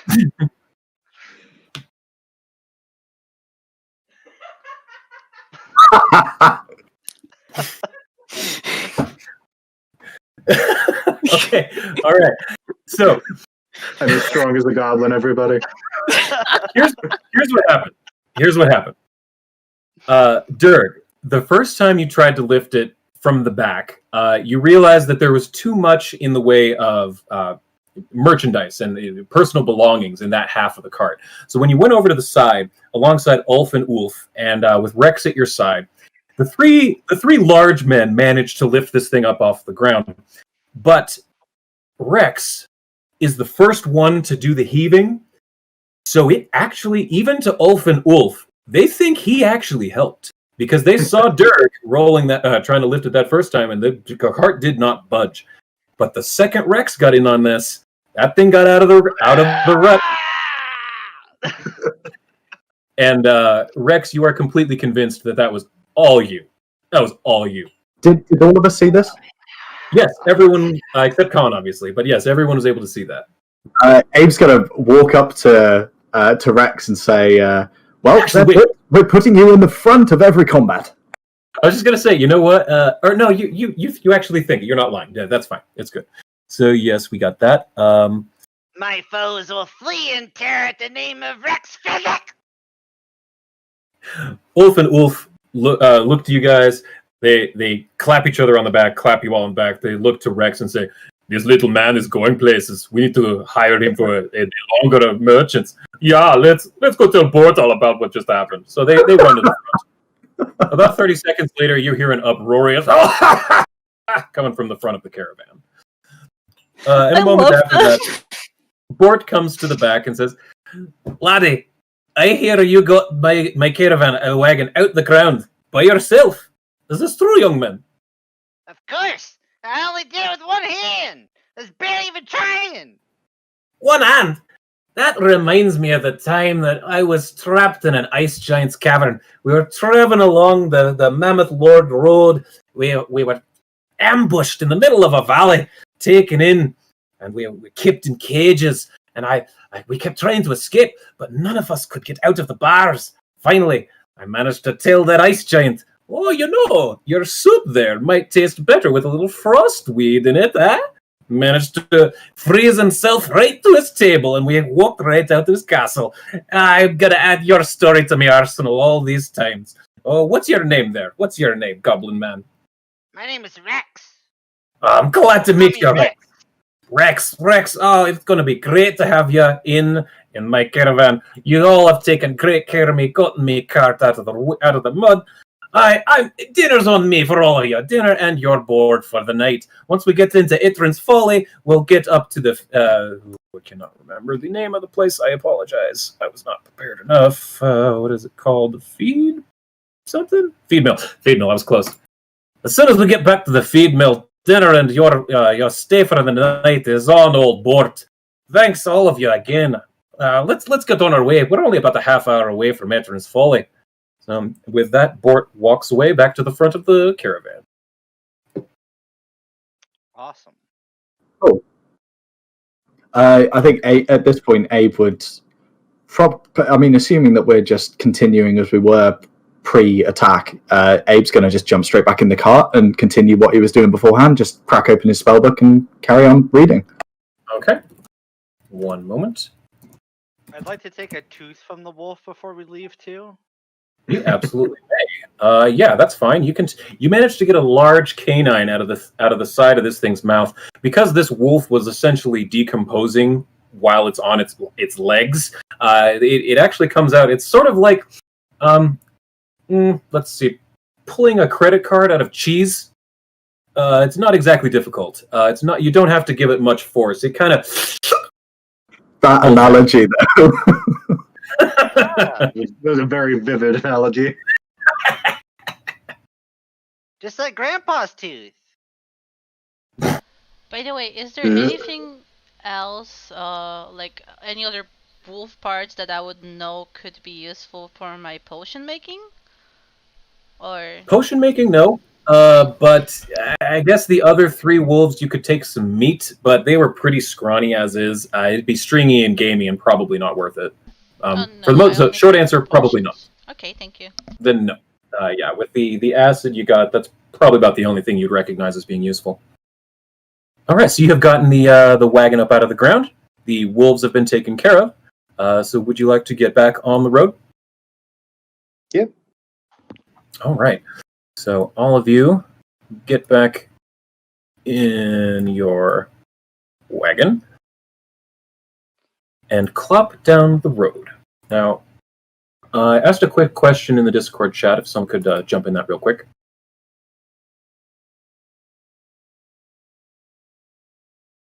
We generally go about 4 hours. 4, okay. All right, so as we are continuing clopping down the road, the wagons are bouncing. It takes about a half hour. Khan is still relatively unconscious, but as you're getting closer and closer, about a half hour passes, and you hear from the front, Etran's Fall is straight ahead. I'm on the wrong page. I apologize. Oh, nope. There we go. Okay, so as you're pulling into Etran's Folly, it's a very small little hamlet. A very local place. It's really the only stop off between the Isker and the 5 Kings Pass. It's really nothing more than an overnight stay with an inn. It doesn't even have a jail. But when you roll into town, the first place you go is to the feed mill, the only tavern and the only inn in the small community. Most of these simple wood and thatched homes in Etran's Folly look identical to one another, and they're all in pretty much a similar state of disrepair. This town seems like it was larger at one point in time than it is now. Many abandoned buildings, many abandoned homes. So, as you're going into town, you approach the feed mill, the only tavern in town. You approach near the sides, as Ulf and Ulf seem to know where they're going. They pull up to the stables, and a small halfling woman comes out and to greet you. Let me find her. I apologize. There's this. Okay. So, the feed mill is the town's only inn, tavern, general store, crammed into one overcrowded business. It happens to also be the only place in town with rooms to rent, albeit that's really just a loft above the stables. This is the place where Bort and his caravan stay every time they visit, and the accommodations, as you can tell, are probably not very great. This is mostly just a large building that serves maybe some food, maybe some alcohol, and a small loft above the stables. So the niceness, the luxury is not quite as high as Bort would have had you believe. But you are going to be able to stay here for free and eat on Bort's dime this evening. So as you pull up to the stables, need to find the person I'm looking for. Oh my goodness, NPCs. So, did Khan wake up already? Yes, by this point, Khan is slowly coming to, groggy, but the eyes are opening. It's been a long enough time that she's managed to come back to stir herself back to consciousness. So Rex's face is like maybe an inch away from your face. As soon as you open your eyes, he goes, Hey, did you die? Did you see people when you died? Did you see a lady named Bess? She's a human. Did you see her? Abe's going to turn and look at Rex and say, "Please, Rex, please give her some space. She's just almost died, but not quite. Please, just let her recover a little longer. His face moves like maybe a centimeter away, and he goes, "Is this enough space?" We'll work on that. I think Khan is gonna like groggily put one mouse hand right on Rex's face and just kind of push him away. Like he doesn't go, but he like slowly shove his face away. But the whole time he's asking you questions like, "Did you see a giant named Hilgris?" But muffled from the hand.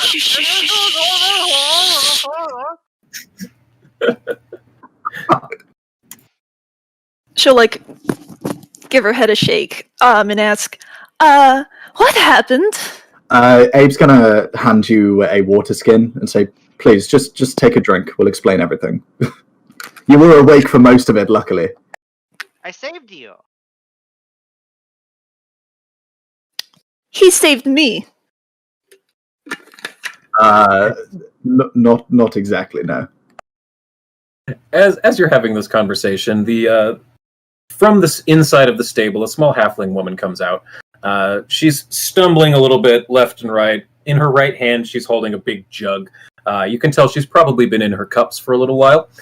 She comes out and says, "Oh, Ulf and Ulf! Oh, welcome back! Oh, good to see you as always.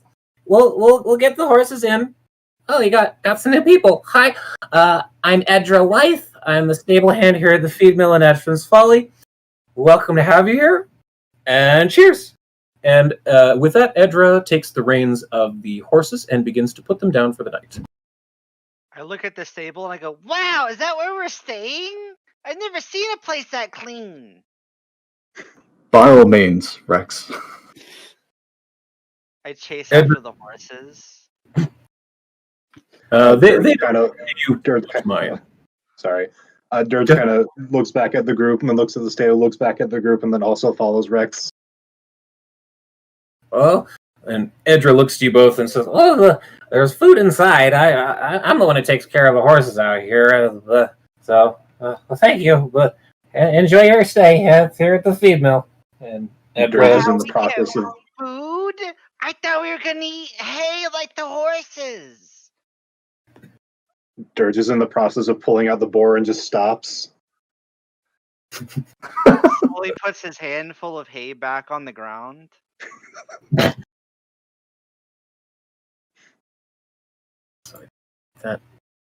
All right. So, do you head inside or go search the town? What do you choose to do? I'll head inside. Yeah, I'll go too. I'm gonna go The ins- eat. Okay, great. The inside of the feed mill, I'm trying to find it, sorry, it's a kind of a rundown place, very obviously family run. There's a few tables, chairs, there's a bar, casks of ale behind the bar. There's a large hearth with a fire roaring in it. Next to that is a bard tuning his lute. He appears to have not many people paying too much attention to him. He's got actually kind of a wide berth around him. People are kind of giving him some space. Behind the bar is a youngish-looking human woman who's cleaning a glass and wiping down the bar. There's also several other people within the bar. There is well, actually, no. If you guys choose to look around, I'll describe others. Yeah, I'll look around. See readily looking at the... actually, give me a perception check in the dice tower, please. Okie dokie. Gotta make sure I've got the right one. Right. Alright, there we go. Okay, so you see in the corner, there's a large, balding human man. He appears to be relatively muscled. He could be a farmer, or he could be some kind of a local tough. You're not entirely sure. He looks kind of gruff. Running around in the inn, back and forth between the kitchen and the front, and delivering drinks and things, is a small, nervous-looking goblin male that you would recognize. There's a dirty, scruffy-looking farmer eating a large cooked turnip on a plate over near the hearth. I believe that is all you see. Yes. Okay. Go on, Max. I was just gonna like waddle up to the toughest looking guy in the bar. Okay, that would be Oh, the big. no. That would be the big human, the bald human. He's got a large scar across his cheek. He's sitting Yeah. there, got a large mug of something that he's drinking out of. So yeah, just go up to him, and then yeah, that's what I'll do. But I'll whatever what else wants to do while I'm doing that. Do I see Rex do that? Give me a perception check in the dice tower, and I'll see. Rex, are you being sneaky or are you swaggering?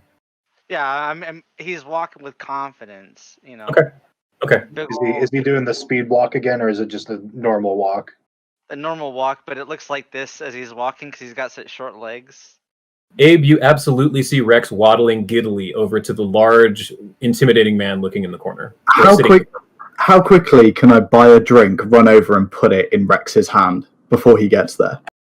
Well, the bartender is not currently busy, so relatively quickly, within 30 seconds to a minute.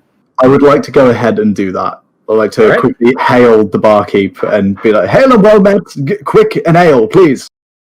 Oh, you're coming right up, sugar. And the human begins to, grabs 2 mugs and turns around to the large cask behind her and begins to pour. Right. I am waiting with anticipation. As this is happening, I'm going to cut back to our good buddy Rex here. This is going to be interesting. So You're going to get punted like a football. Seeing you wandering up to him, the man staring at his mug originally glances over at you and says, "What's your story, short stuff?" Oh, well, I just lifted a whole cart out of the mud by myself with just one arm, with barely even trying. So I figured a little weak guy like you would lose in an arm wrestle match against me. I put down my 1 silver, and he slams his 1 silver on the table, and I challenge you, unless you're a coward. He looks at you with a scowl, and snorts and says, "I'm not going to waste my time with the likes of you. Get out of my face, you." A coward it is, then. I pull out my imaginary glove and I slap him across the face with it. Give me an intimidation check. Please tell me I could have put the drink in his hand by this point. Yeah. I'll say you could have come up in between the two of them right as he's bringing up the glove. Okay, so I get slapped by an imaginary glove. Awesome. Yes, I'm going to say actually, yeah. You know what? Could I give you a reflex save? I give you a what? Sorry. A reflex save. All right.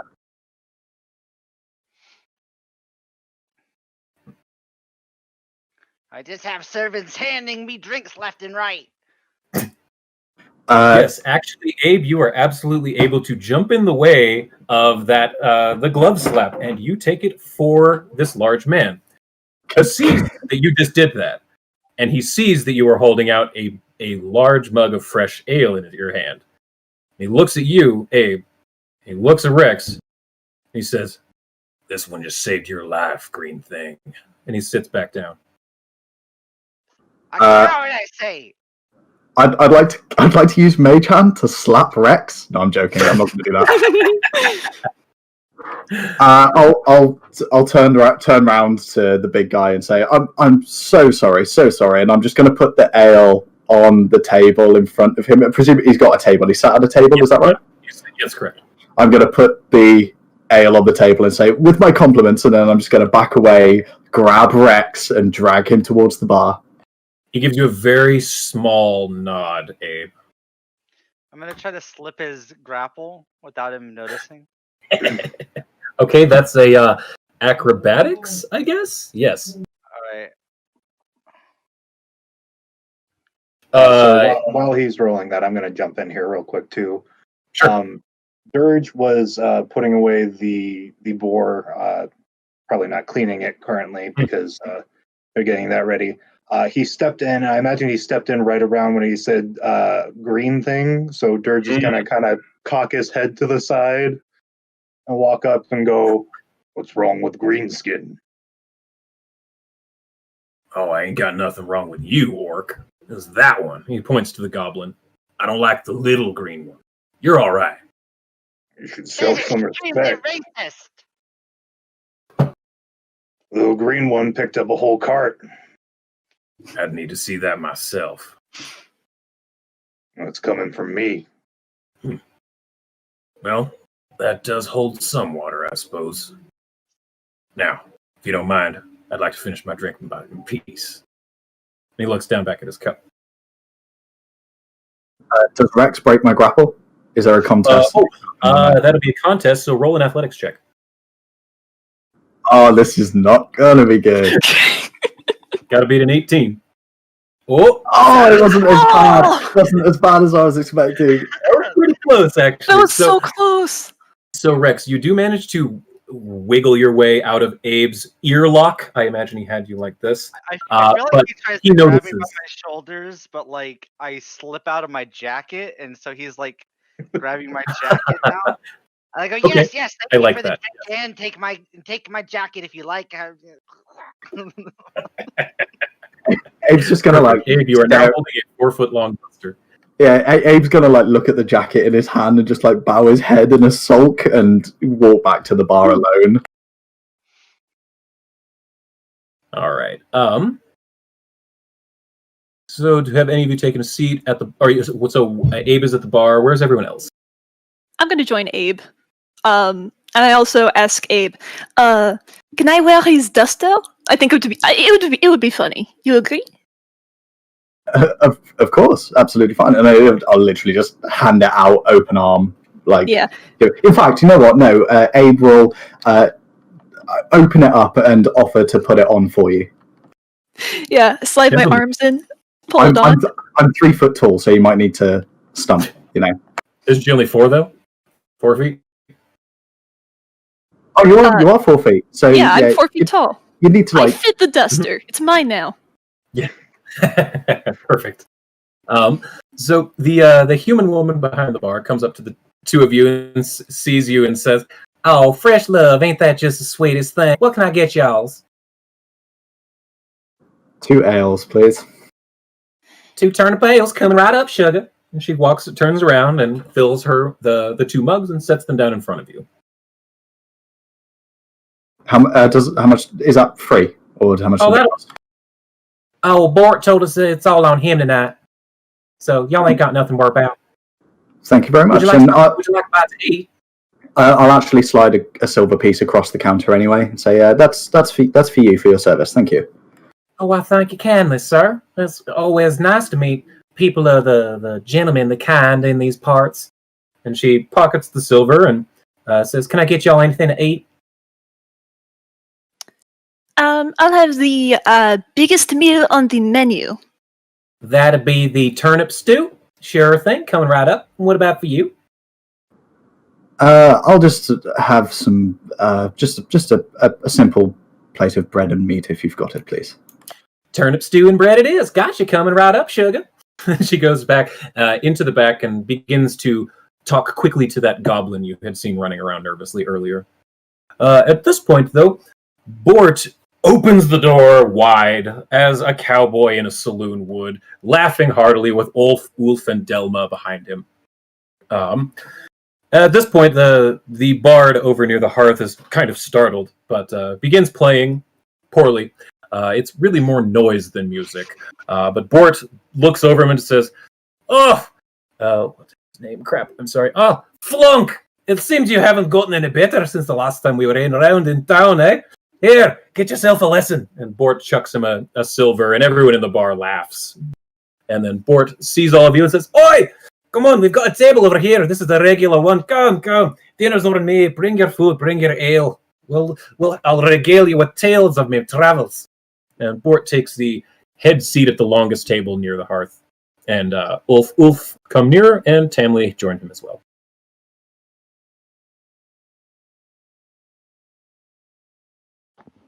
Just a minute. We have food on the way. Oh, they'll bring it over. Sorry, it's names. They'll bring it over to the table. Finnick is quick on his legs. Just like this one over here. You goblins are a lot stronger and quicker than you look, I swear. Never underestimate a goblin.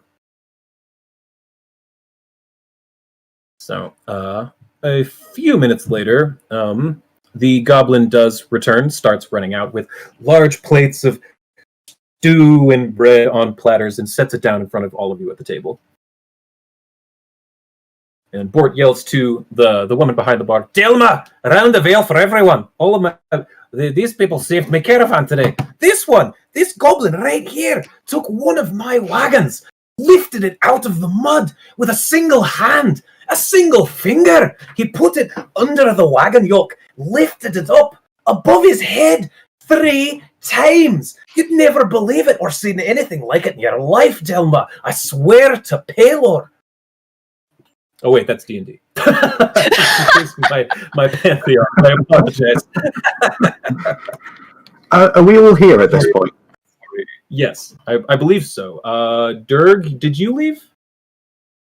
Yeah, Dirk did leave him to his devices. Alice? Oh, I meant the inn. Did you leave the inn? Oh no, To I deal did with not the leave pig the inn. or whatever? Sorry, I thought we were talking about the bald-haired man. Oh, the guy. I gotcha. No. Gotcha. Okay, so yes, you are all in the tavern. Yes. Yeah, Alice Okay, would be in the inn too, and after we entered, she would start setting up on the largest table she could find her cauldron and all the ingredients, and she would just start brewing something. In which case, Abe's going to stand up, walk over to Alice and say, what is it you're working on? I'm not sure yet. We'll see. Okay, cool. Actually, let's just say, Abe, go ahead and roll an Arcana check for me, please. Okay. In the dice tower.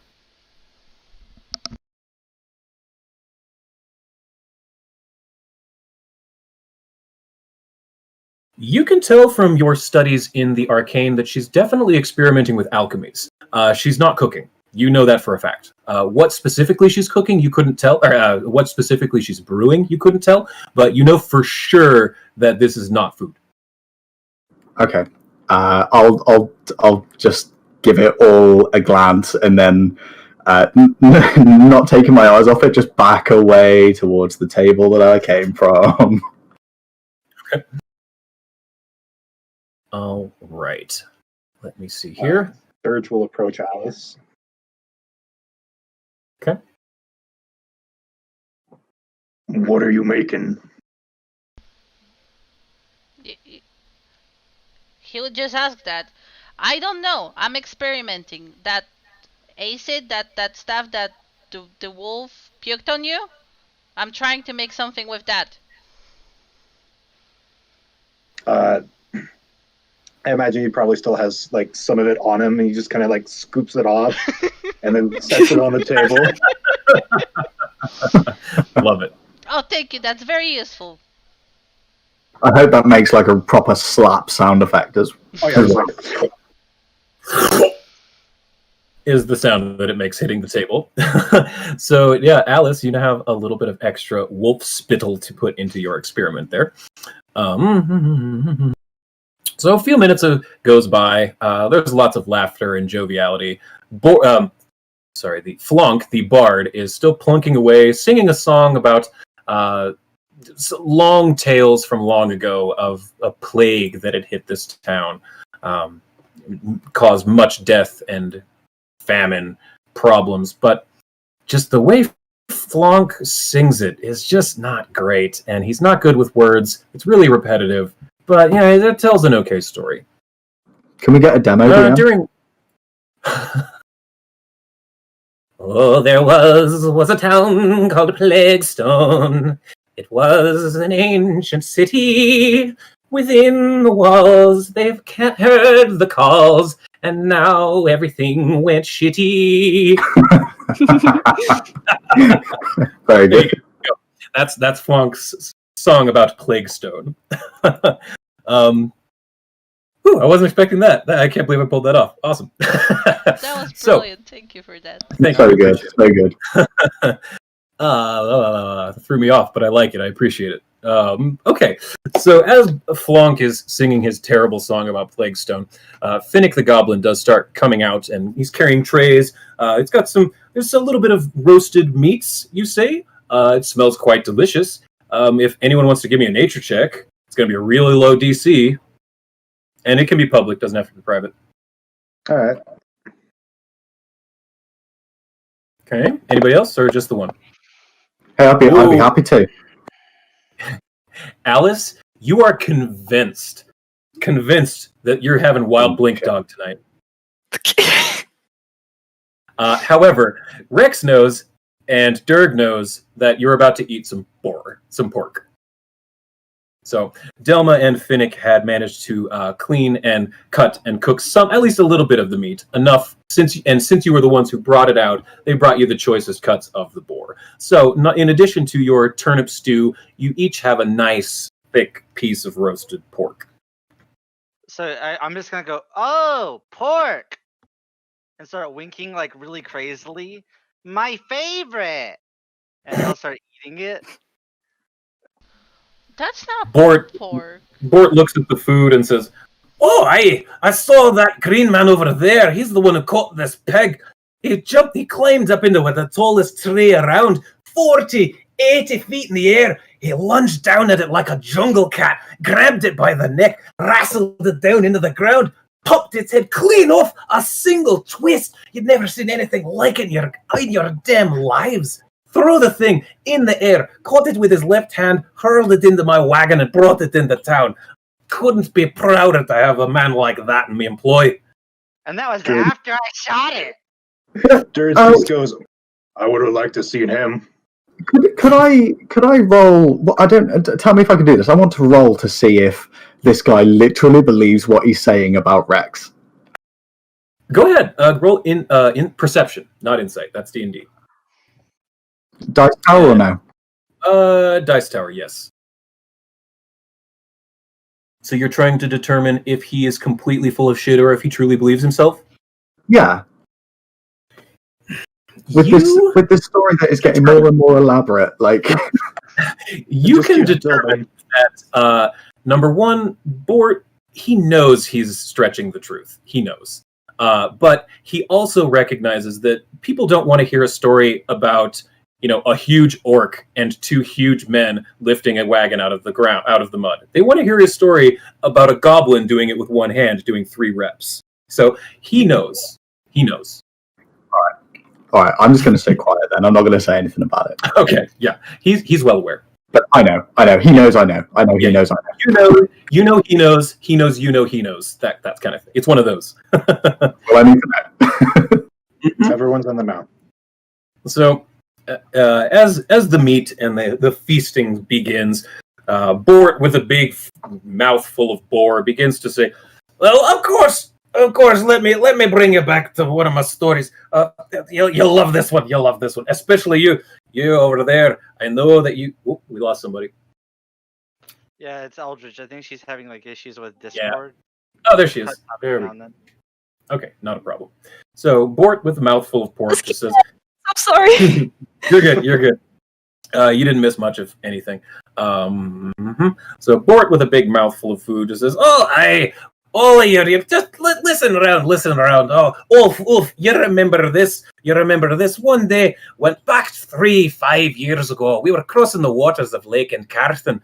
My boat was set upon by a mighty storm. The gales, the wind, the lightning came out. It seemed from Pharasma herself.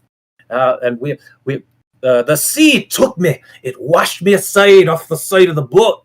Took me down into the waters. I grabbed hold of one of my treasured lockboxes as I slid down beneath the waves, only to awake in front of the lady herself, Pharasma, with her white mask, huge and intimidating, but also close and comforting.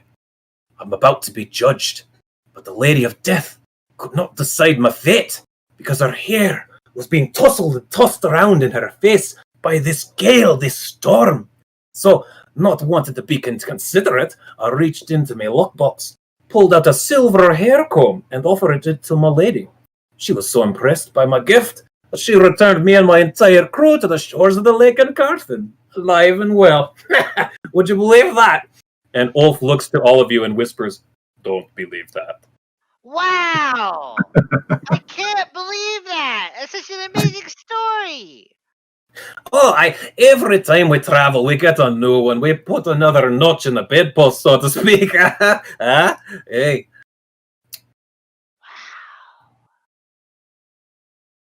So the meal continues on as normal. Let me see here to note something. Sorry.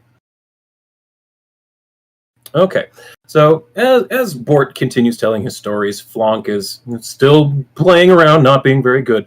Finnick, the goblin, begins coming back out with dessert for each of you. It's a warm turnip porridge that's being served. But the farmer, while this is happening, accidentally bumps into the man in the corner and spills his drink all over him. The large man stands up and pushes him back and says, "Oh, what are you trying to do, hey? Get out of here." The farmer, drunken, steps back. As he's pushed back, he smacks into another person sitting at the table behind him. This person immediately begins getting pissed, stands up and shouts at him, "What are you doing? Getting thrown into me? Don't drop your drinks on me!" He takes a big swing and misses. So let me see. I'm going to roll a 1, 2, 3, 4, a d6, and I'm going to see what happens here. Oh, that's a reroll because it's only. Okay. So as this farmer takes a large swing, he, in his drunken stupor, misses the first person to spill his drink on him, and he accidentally takes a swing at Durg. Durg, you take a single point of damage, but you have just been punched in the face. What do you do? Durg will pick up his ale, and stand up, down the whole thing, turn, and then he's just gonna dogpile both of them. All right, Durg, if you would please give me an athletics check. Gladly.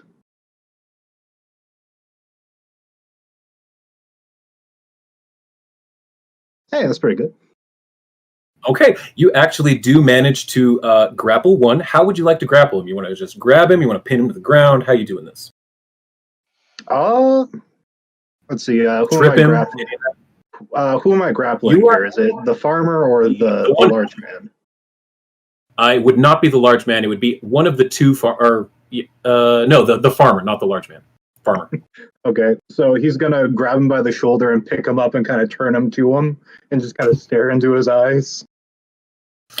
Seeing you do that, all the other three farmers drunkenly stand up and say, "Hey, you let him go, orc!" And all of them start to lunge forward. And with that, I'd like to have everyone roll initiative, please. Bar fight. We're having a good old-fashioned bar fight. Can I roll stealth as I just kind of like slide Yes, under you the can. table? Yes, you can. You can absolutely roll stealth initiative. Ooh, I saw a nat 20 in there. Hey, natural 20. Hey, I think I rolled the same thing I rolled last time, a 6. That. Okay. Do I do it like this? There we go. Sorry, I'm still getting used to Fantasy Grounds. Initiative. NPC initiative. Wow, that's really bad. Okay. All right. So then that was just. So let's say, Con, it is your turn. And we're no longer using that earlier map, obviously. This is going to be more theater of the mind. I don't have a map for this. Mhm. So, Con, what do you do? A fight has just broken out around you. Keep in mind, you are extraordinarily injured. Yeah, that's right. So you get to act first, thankfully, but remember, you are very badly injured. I'm gonna try to get out of there. Make sure nothing hits me because I would not like to be unconscious again. Tumble through would be awesome right here. And I guess we can use that. So yeah, I'd say you could tumble through and then use a second action to take cover and a third action to hide. That'd be a Sounds great use good. of your turn. So yeah, go ahead and roll an athletics check, and it can be public. It's acrobatics. Or, sorry, acrobatics. Yeah, acrobatics. That's what I meant.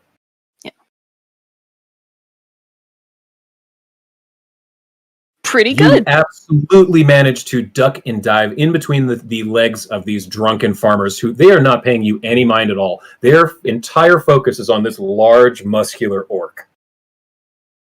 Okay, so that's Your one turn, and then are you going to take cover and then hide? Yeah, pretty much. Just like, Okay. nope, I don't need to deal with this.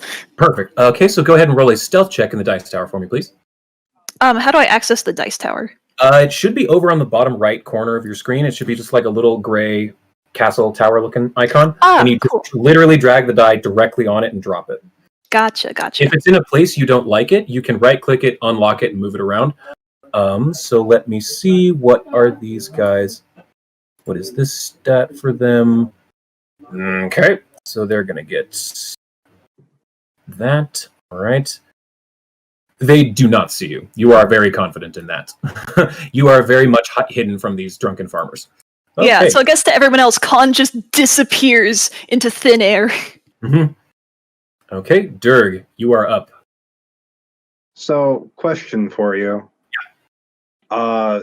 If I were to say, because I'm grappling onto this farmer, grab his belt loop and then beat a motherfucker with another motherfucker, what would that be? First, an athletics check to pick him up, or Okay. shove him, or whatever. So I would. Are you trying to hurt the other guy, or are you trying to like push him out of the way? All of the above, if possible. Okay, I'm gonna say that's gonna be 2 athletics checks since you. Yeah, 1 to pick him up and 1 to hit with. So roll 2 Okay. athletics checks for me. Okay, They can- so that'd be like 2 actions then. Yeah. Gotcha.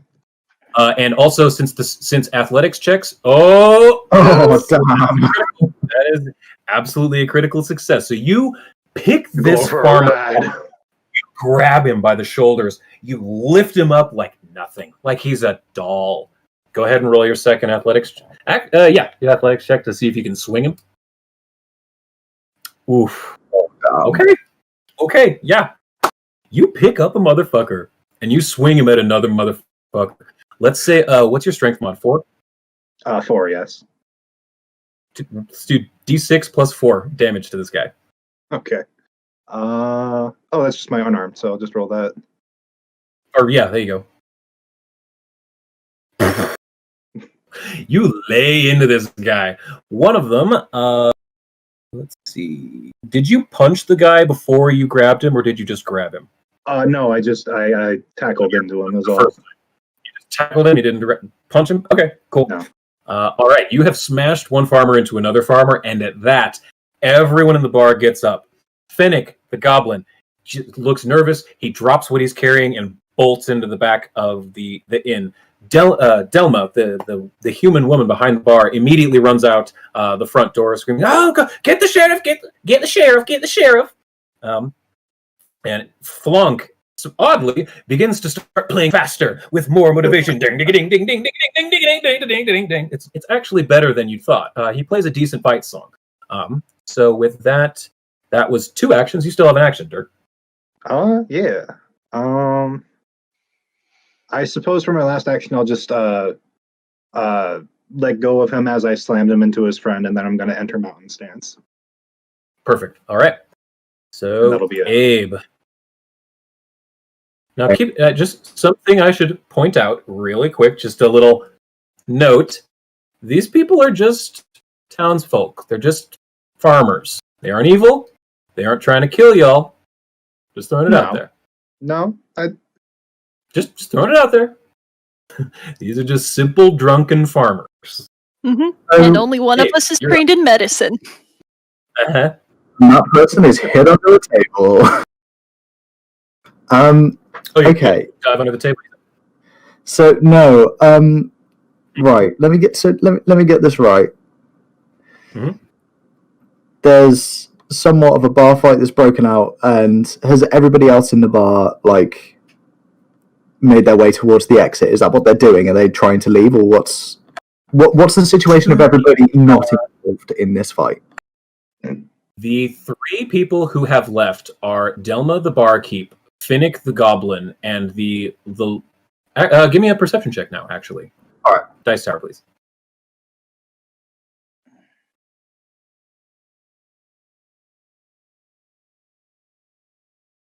You only notice those 2 leave, Finnick and Delma.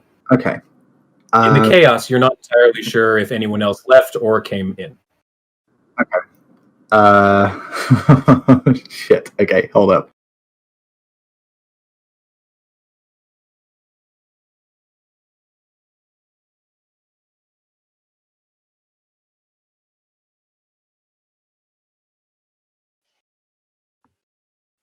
Okay, I'm gonna stay put wherever I am, but I'm going to cast dancing lights behind the bard so it makes it look like it's a proper full-on light show. Love it. Okay. So now that Flonk is playing in quick double time, there's now a flashing strobe. So Flonk, he begins to see that this is going on, and he decides, I'm going to start vocalizing. And he starts going as he's playing, trying to give y'all a little beat. Oh yeah, fight on, guys! All right, so was that your whole turn, Abe? Yeah, that's all. Right, Ugly Alice, you are up. Okay, Alice is gonna grab the table that has her cauldron and everything and try to pull it away as far as possible away from the fight, screaming, "Watch out for my brew! I could win the next golden cauldron with it!" Give me an athletics check, please. I'm sorry, check, what check? Athletics. Oh, that's not good. You do not budge the table at all. You are straining and yanking on it, but it doesn't move. Okay, So there's one action. Can I try again? Yeah, absolutely. Screaming, "Someone help me! Save my brew!"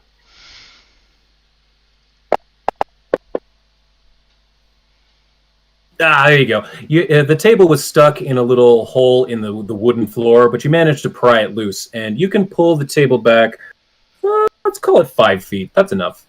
Okay, that's what I'm gonna do then. Okay, so you still have one action. Oh, if that's enough, then I'm just gonna, get in between the brew and the fighting in a defensive stance to protect it. Yeah. I will give your brew an extra 2 AC if someone tries to knock into it or attack it. that works. Yeah, I'm fine with that. So that's your 3. So Rex, Mr. Gabo. As soon as the first punch was thrown, my gun was already out of the holster. Oh no! Oh shit! Okay. That's how fast Rex is. As the first punch is being thrown, Rex has already dropped out of his seat underneath the table.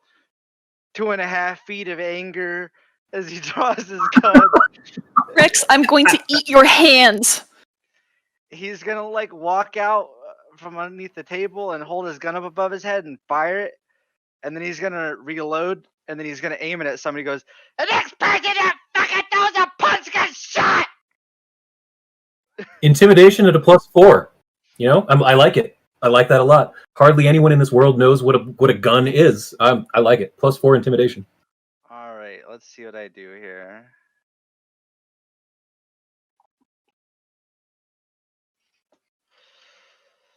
Okay. Let me actually.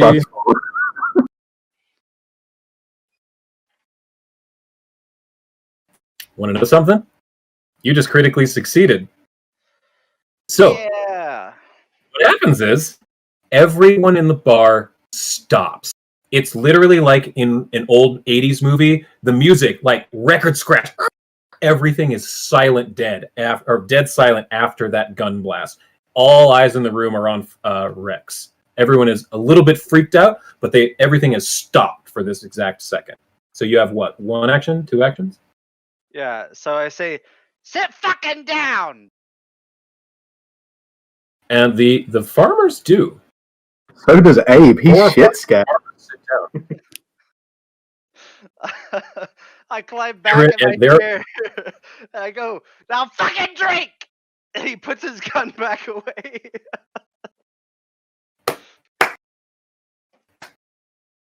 You know what? With that, you have completed the combat. You successfully stopped the bar fight. The point of this encounter was to stop the bar fight in some way or another. You could have beaten the crap out of every one of them. You guys could have run away to get the sheriff or whatever. You stopped the bar fight. Well done. I am the sheriff. Everyone goes back to their drinks. Flonk actually seems to be really disappointed because he was in a groove. He was rocking. And then it just got, you harshed his buzz. You harshed his buzz and his groove. So Flonk goes back to playing his same plinky, plinky, plink, plink crap with a scowl on his face. He's mad. He's moping over in the corner. A few moments, the drunken farmers begin to go back to their cups and their porridge. And actually, one of the farmer who spilled his drink and accidentally punched Dirk comes up to you with his 2 mugs of ale in his hand, and he's looking at the ground at his feet and says, "I'm sorry, I wasn't trying to hit you. I missed here." And he's handing you a mug of turnip ale. Okay. Dirge will take it, clink his mug, and then down the whole thing in one gulp. Seeing that you did that, he's going to attempt to do the same. We'll see what happens. Oh, he sculls it. No problem. He matches you swallow for swallow on his beer. He looks at you. Once he's finished it, raises it and says, "Here's to your health." And he wanders back over to his table to his pudding. As he's going, Dirge is going to grab his shoulder, pull him over, and kind of get him in a hold and bring him over to the bar and set the cup down and pound the table twice for 2 more shots. You notice that there's no one behind the bar. He'll look to the left and right, realize that they ran away, and he's just going to start rifling through to grab like 2 drinks. Perception check on the dice tower, please. All right. It's not IDC. Perception. 13. You find a dusty bottle near the bottom of the bar, back behind it. As you blow it off, you can see that it's got about this much some kind of spirit in it. It says Etran's Select. Shrug and pour it into the glasses. It's red, fruity. It smells like it's probably wine, but it seems aged. It seems fine. It smells good. That'll do. Just question: are you sharing that with that farmer, Is this just you? Yeah. Okay. He looks at you and he says, "I haven't had any of this in quite a while. We haven't had the Select since the plague. Cheers to you, good sir." And he starts to sip the wine with you. As you are sipping on your wine, the front door of the place. Well, wait a minute. Am I getting ahead of myself? Sorry, give me 5 seconds. I need to make sure I'm not getting ahead of myself.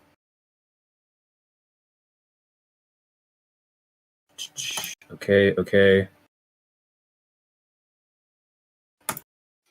Okay, got it. So, yes, as I was saying, as you and the farmer are sharing this new glass of Etran's Select wine, the front door opens not violently, but with meaning. And Delma, the human barkeep, comes walking in with a different mustachioed man.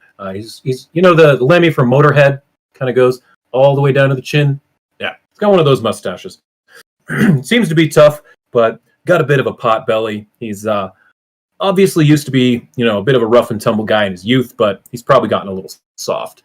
So, looking around, Delma and this man look around and they see that nothing's going on. Everything's calm. The large man with Delma says, "What are you talking about? There's no fight going on in here." Delma says, "I swear, Shug, everyone's just going crazy in here. What happened?" And Delma looks at Abe. I think you were the one who gave her a silver tip earlier. Was that correct? That's correct. Yes. Yeah. Yes. So she looks at Abe and says, "Sugar, what happened?" Do I identify this man as the sheriff? He's got a metal star on him, so you could assume he's probably some kind of law. Yeah. Okay. Well, Abe will walk over and say he's going to assume that it's the sheriff, and he'll say, "Oh, Sheriff, don't worry. It's all been sorted. It's just a misunderstanding. Delmo, if you want to come to the bar, I'll buy you a drink."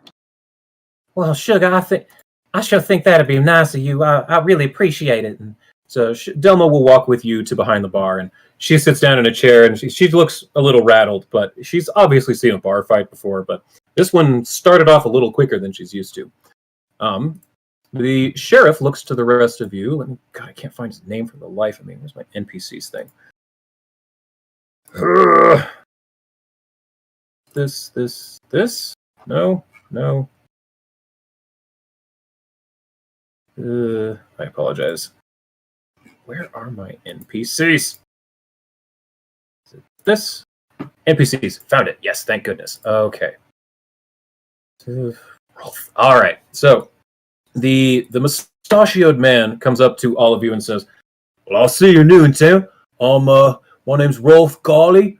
I'm the law in Etran's Folly for as far as what it is. We ain't got much of a jail, but I'm here to keep the peace. So one of y'all tell me what happened here." Oh, I kept the law, Sheriff.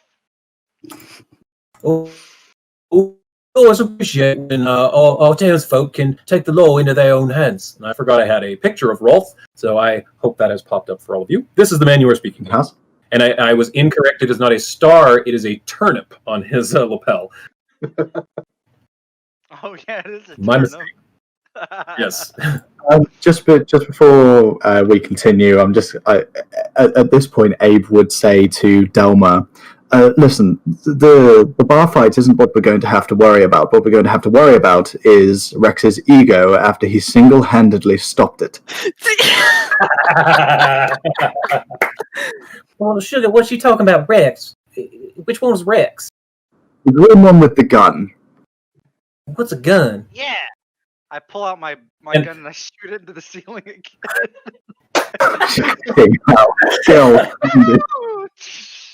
It is loud. It is a crash. You put a decent-sized hole plug in the roof. Delma screams, "Ah! Sugar, what in the heck was that? Are you some kind of wizard?" and the Rolf, the large man, looks at you and says, "Oh, now, I don't know what that is, but y'all can't be doing that in here. Please, son, put that away." I put it away. Oh, thank y'all. Now, I do it like fancy. I go, twirl it and Revolver Ocelot. beautiful. I delete that. Double check something. Okay, I so feel like his chair went as he fired. scooted back a couple of feet because of the recoil. Sure, I like that. So Rolf says here, "Well, was anybody hurt? Anyone killed or injured? We need to make sure anyone gets to the hospital." Nah, of course not. Can I choose to appear next to him? Yes, you From my absolutely hiding can. spot? I know for a fact that you can do that because I once played a gnome wizard who had an insane stealth, and I was allowed to do that, just pop up places. So yes, you can do that.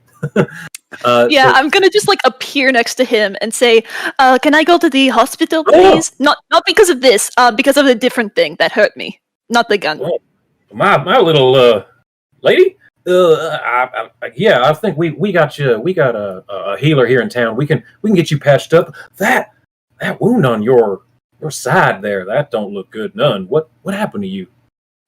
A wolf tried to eat me. A wolf.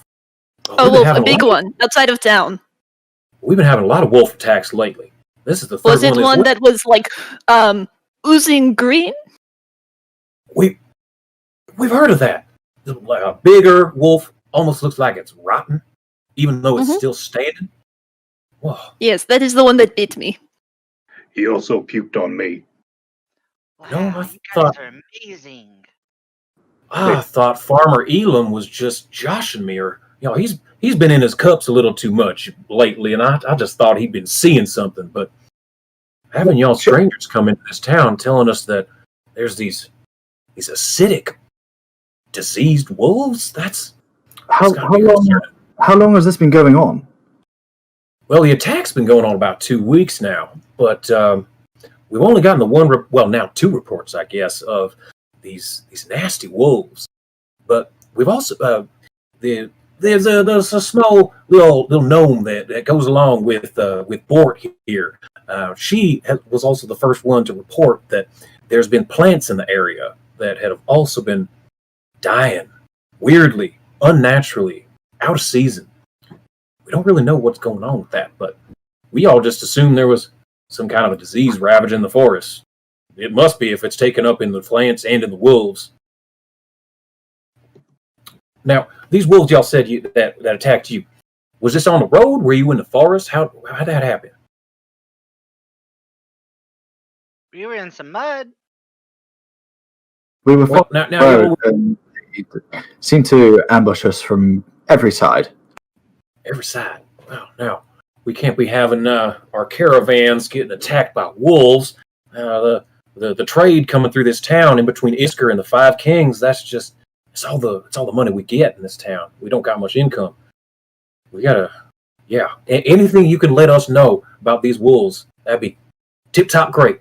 Unfortunately, we here in Etran's Folly, we ain't got much in the way of investigating. We don't got any powerful wizards, none of that stuff. Just me holding the law, keeping things together, and heck, we don't even have a jail here. Speaking of that, he gets up and wanders over to the other farmers and says, "Elam, you morons!" He slaps one of the farmers upside the back of the head and says, "Now, what in the hell do y'all think you're doing starting a big old fight with these newcomers in town?" And Elam looks at him and says, "Oh, we're sorry. It wasn't us. I swear. We weren't the ones that started it. It was, oh God, I can't remember his name. Damn it. I'm so bad at this. I apologize." By the way, This whenever is- you get a chance, we're about at the halfway point, so we can take a break whenever you feel like it's to a point where we can be. Halfway. Haven't we been going about 2.5 or so? Right around there. We're a Yeah, little right. past. Okay.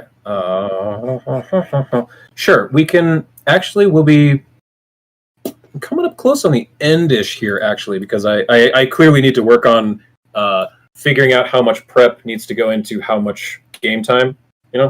So to be honest, I'm actually kind of close-ish to the end of what I have ready. Oh, that's fine. Yeah, we can take a quick 10-minute break if you want. Give you a little bit more time if you want to prep a few more things. Sure. Or if you want to figure out how to bring it to a close. Yeah. I think I can do that first. I think I can do that second one here pretty quickly, because, like I said, we're very close to what I had ended with. So I'll try to figure out how to, better balance the timing as we go forward. Again, this is my first time DMing in like 10 years. So, Yeah, no worries. Yeah, no problem. Hallett, that's his name. There we go. So the farmer tells the sheriff, "It was all Hallett. He's that big oaf. He's the one who got up in my face, spilled that beer, and punched the orc." Hallett, that rat bastard. Where is he at? Anybody seen Hallett? You all know Hallett? Big man, bald, mean looking. Oh yeah, I challenged him to an arm wrestling competition. He refused because he's a coward. And then I challenged him to a fight, and he refused again because he's a coward. Well, you're right there about that little man. Hallett is indeed a coward. He causes trouble here. Nothing but trouble for these parts. He keeps himself mostly, but as soon as he has a couple in him, it's pretty much not over. Does Well, he have a bounty? As far as I know, no. He don't commit no crimes, really. Just kind of a ruffian. Pushes people around, pushes the buttons, makes people mad. Anyway, I think it looks like things are settled down here a little bit good. I think these idiots over here, and he's looking right at the farmers again, they ain't going to give you no more trouble, are you? And they all look over at the sheriff and say, no. And they just go back to their turnip pudding. And then I grab the handle of the gun and go, "Are ya?" They're shaking on the table. You hear clinking of silverware. A spoon drops on the ground. And the sheriff says, "Well, if y'all find anything new, see anything strange, y'all be sure to let me know. I'm just right down the street here." And he leaves. Can I go to the hospital now? Oh yeah, follow me, little lady. I'll bring you over to our healer. Come on. And he taking Con in tow, the sheriff walks out of the tavern. I'll follow with Con and the sheriff. Okay. Abe follows along with Con and the sheriff out of the tavern. At this point, Bort comes out from the kitchen saying, "All right, well done getting all of that stopped. I'm glad I know the quick ways to get back in the kitchen. This is not the first time I've seen a bar brawl here at the feed mill. I've dodged a few punches here and there." And he gets up right in front of Durg and does like the fake boxing thing with you. And he says, "Oh, now, one more round of drinks. Let's finish up our pudding and let's call it a night. What say you, huh?" Yeah. Bort, caravan. That's not what I want. This is okay, and then that. All right. So the Finnick the Goblin comes back out with another round of drinks for everyone. Kind of tepid turnip ale, kind of watered down. At this point, it's still not very good, but you've had enough that it's passable. As you're eating, Bort is regaling you with another of his fanciful tales of travel. Well, the time I was in Osseria, you see, well, we were traveling across the great sand dunes when my camel died, and we were trapped in between the dunes. I thought, the pudding's particularly good tonight, Delma. My thanks to you. I was trapped between these dunes, hallucinating, close to death, when I saw, excuse me, when I saw a man in a turban. Oh, I'm going to wait for her. She's going to want to hear the rest of this. Okay, you back? Almost? You sneezed There she is. out of the gate. You're back. We got you back. So, when I was hallucinating, I thought I was an inch away from death when excuse me, when a man in a turban carrying 3 camels behind him on on ropes. Oh, I'm sorry, I seem to have something in the throat. Dirk smacks him on the back to try to help him clear it out. A little bit of the pudding does dribble out of his mouth, but panic starts to set into Bort's eyes as he begins to choke and gasp. I'm gonna shove my fingers into his mouth and try to make him throw it up. Okay, give me a medicine check and a -2. Okay. Actually, yeah, -2 medicine check. Untrained, right? Yeah, I don't think I'm trained in this at all. Nope, I got a -1 already to it, so. Nah, 20. Can I Oh, it was instruct almost him there. on It how was to so show close. it? Okay, here's how. What you're requesting is an aid check. Normally, those would be rolled before the actual, but go ahead and roll your medicine check. If you get a 20, it will give a 2 to Rex. So if you hit 20 or higher with a medicine check, it will turn his 11 into a 13. Normally, the aid would come first, but since you have, it's fine.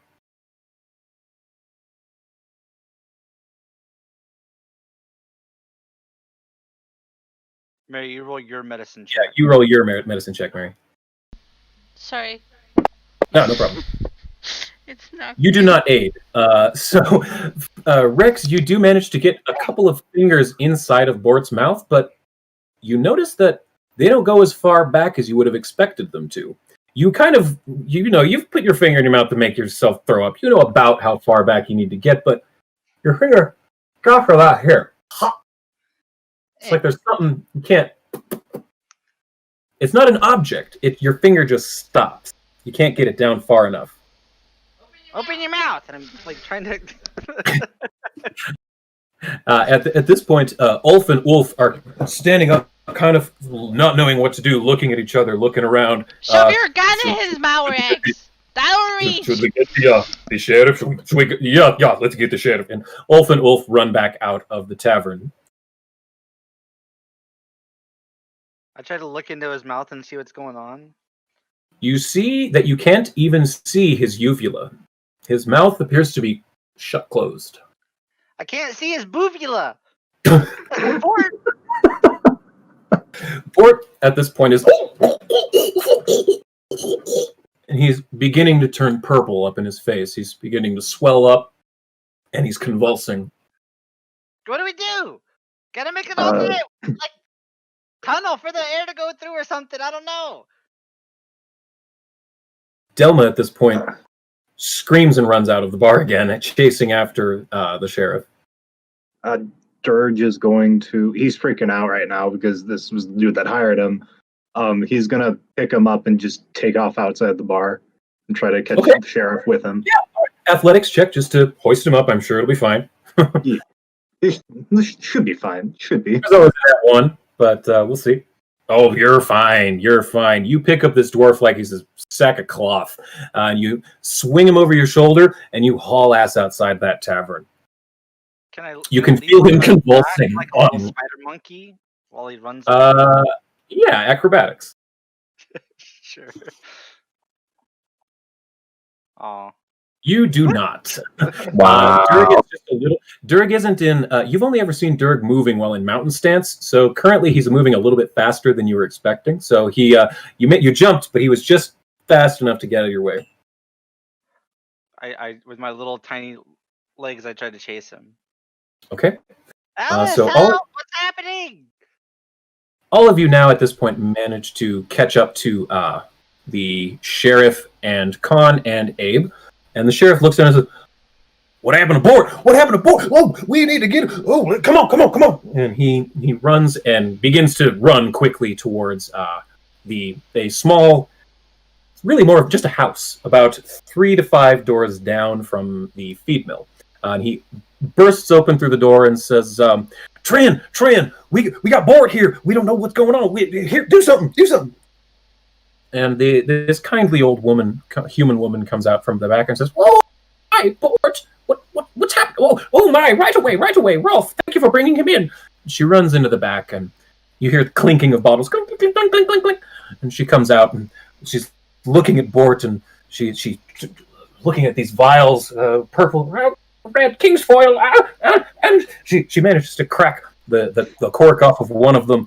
Try to hold it. Thank you. I'm glad at least one of you caught that. Please, can one of you hold his mouth open, please, for me? Yeah. Thank you. Meaty claw just rips open the mouth.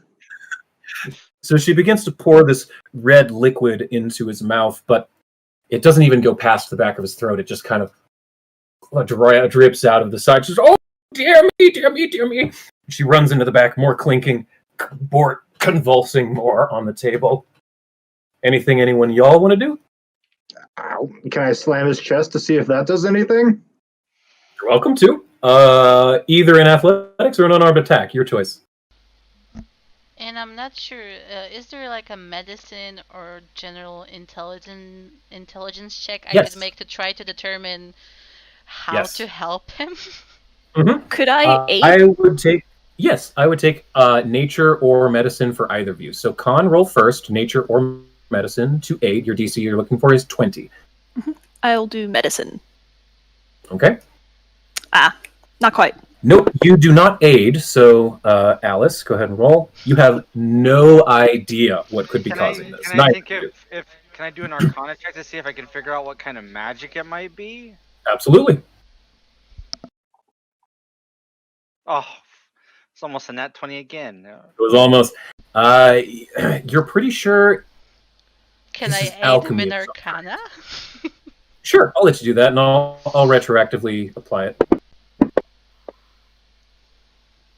Perfect. So, Rex, you just got a 19 on your Arcana check, which I will say helps you a little bit more. Between the two of you, Alice and Rex, you're able to piece together, because Rex, you recognize that this is definitely not wizardy magic. This is definitely an alchemist magic. Alice, you finally realize what that smell was. Let me find it exactly. There's a... That smelly yes, here- smell. That smells smelly. Alice, when Rex says, I think it's alchemy. Alice, you finally, it clicks. Finally clicks. You recognize that this is violet breath, which is a virulent, uncommon poison. You also happen to know that it generally tends to be lethal within 5 minutes. Oh yes, this is a violet breath. I knew this all along. I was just testing you all to see if you're gonna figure it out, but seeing that you can't, I'm gonna let you know now. He has like 3 more minutes to live, so you better do something quickly about it. Wow, woman- Alice, you're so smart. How did you know? Trin drops the bottle that she's carrying and says, Did you say the violet breath? That And she runs back into the back and clink, clink, clink, clink, clink, clink, crack, crack, crack, crack, crash, crash, crash. And she comes out and says, I don't have it. We don't have it. And Bort, slowly convulsing, turning more purple. He finally. Are you doing like chest compression? No, I'm gonna stab him. Put him out of his misery. Oh my god. Okay. Well, that took a turn. That did take a turn. I wasn't expecting that. He shot fire! And I stab him in the throat with a little pocket knife. DM, while all this is going on, is it possible for me to have a look around and see if I can identify a potion of healing for Con? Yes.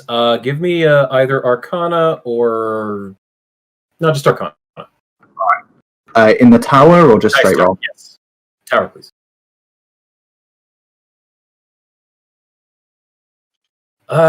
There's a couple you think might be healing potions, but you're not 100% sure. Your study isn't really in alchemy, but there's some red potions and some pink potions that maybe. Okay, I'm literally just going to walk over to them, pick up one of each, and then take them to Con and say, you still look in very bad shape. These might help. I'm not entirely sure what they do. Trin, the old woman, is just looking dumbfounded at what just happened in front of her. The sheriff, I keep forgetting his name. Why in the crap? Rolf. Rolf, thank you. Rolf and Trin are just looking horrified at what just happened. But Trin looks to Rex and says, well, if that truly was the violet breath, then perhaps that was a mercy. Rolf looks to her and looks to Rex and says, I think Trin might be right, little man. You might have just helped his soul ease his passing. I pull the dagger out and I start crying. I didn't want to kill him. He had such good stories. He did. He always did have the greatest stories. Nothing but bullshit. Great nonetheless. I guess I should go. True. You didn't actually believe the word this dwarf said, did you? Everything was an exaggeration and lies, just to tell a good story. He was a good man, but a true word never came out of his mouth that wasn't involving a price. But we're getting distracted. What happened? Yeah. You're right. And Trin realizes, well, the violet breath it's a horrible, deadly, and uncommon rare poison. I don't know where this could have possibly come from. We don't have such things in this town. These are for master assassins and king's guards and all sorts of unseemly types. I need to sit down. And Trin sits in a chair next to Bort's lifeless corpse. Abe will turn and say, the last thing they ate was back at the tavern. Why don't we go back and see what we can find? Ding ding. Tavern keeper. She killed him. And I think with Abe's realization and it being pretty much right on the hour, I think that is a great place for us to stop. Dun dun dun. Dun dun dun. Who done it? We've got ourselves a mystery. See, I think we can take this last little bit of time to go over everyone and have everyone give a little bit of information about themselves, plug what they do and where they can be found. Real quick. Start with Gillenor. Yeah, so I do some DMing around on our issue and do that, though it's not happening yet. It should hopefully happen soon. I'm looking for one more player. So we had some issues with player timing and stuff because of IRL things and whatnot. So, but we're gonna do that on Monday at about 12:30 in the afternoon CST time, and then we have this session obviously, and then we have a session tomorrow at 3 p.m. CST. Or wait, yeah, it's 3 p.m. CST because it's the same time as this one is. And then we have another session Saturday at 12 p.m. CST that I'm going to be DMing. It's my homebrew campaign, so it's It's pretty awesome. It's pretty awesome. But yeah, that's about it. Give us a what we have watch. going on right now. We also do have Jasper's Game Day, but yeah, event coming up in March, so keep a lookout for that. And if you want to support us, you can subscribe, follow us here, and then go like, comment, and subscribe on YouTube. Over at, are you sure you want to do that? YouTube's page. And Mary has her commissions open, so you can go get commissions from her. Since she All never of the posts her art, stuff. I have no idea where the art is showing on the screen for everyone else, but all of these were made by Mary. Yeah, not the dude with the big mustache right now. Yeah, but, yeah, not that, Well, but and the Eldridge player did character her art. own. Eldridge did her Yeah. own art Oh, too. Eldritch does hers. Okay, sweet, awesome. Yeah, so the art for everyone but Eldridge was done by Mary, and Eldridge did her own art. But yeah, so that's it for me. I guess I can go. I don't really have anything to plug. I'm just a high school mathematics teacher. Go Bulldogs! So you can't really catch me anywhere else. This is the place to be. So I'll pass off to let's say Mary. Figure out where he's the teacher of, and then tell all of his students that he's. That's a joke. Don't do that. That's a No, joke. no, please do. Please do. There's about 300 high schools in the country who are the Bulldogs, so I'm not too worried. Yeah. There's like the Iowa Bulldogs at least. Like There's three the of them. Jennings, Louisiana Bulldogs. Well, so you know it's not either of those two. Yeah. Or is it? Or is it? Mary, I guess, would be good next. Okay, yeah, I'm Mary. Hello. Pretty much every session Gil mentioned I play in. So yeah, there's that. I don't have to repeat it. And I do character art, I do battle maps, I have a Patreon for that, I do commissions like he said, so yeah.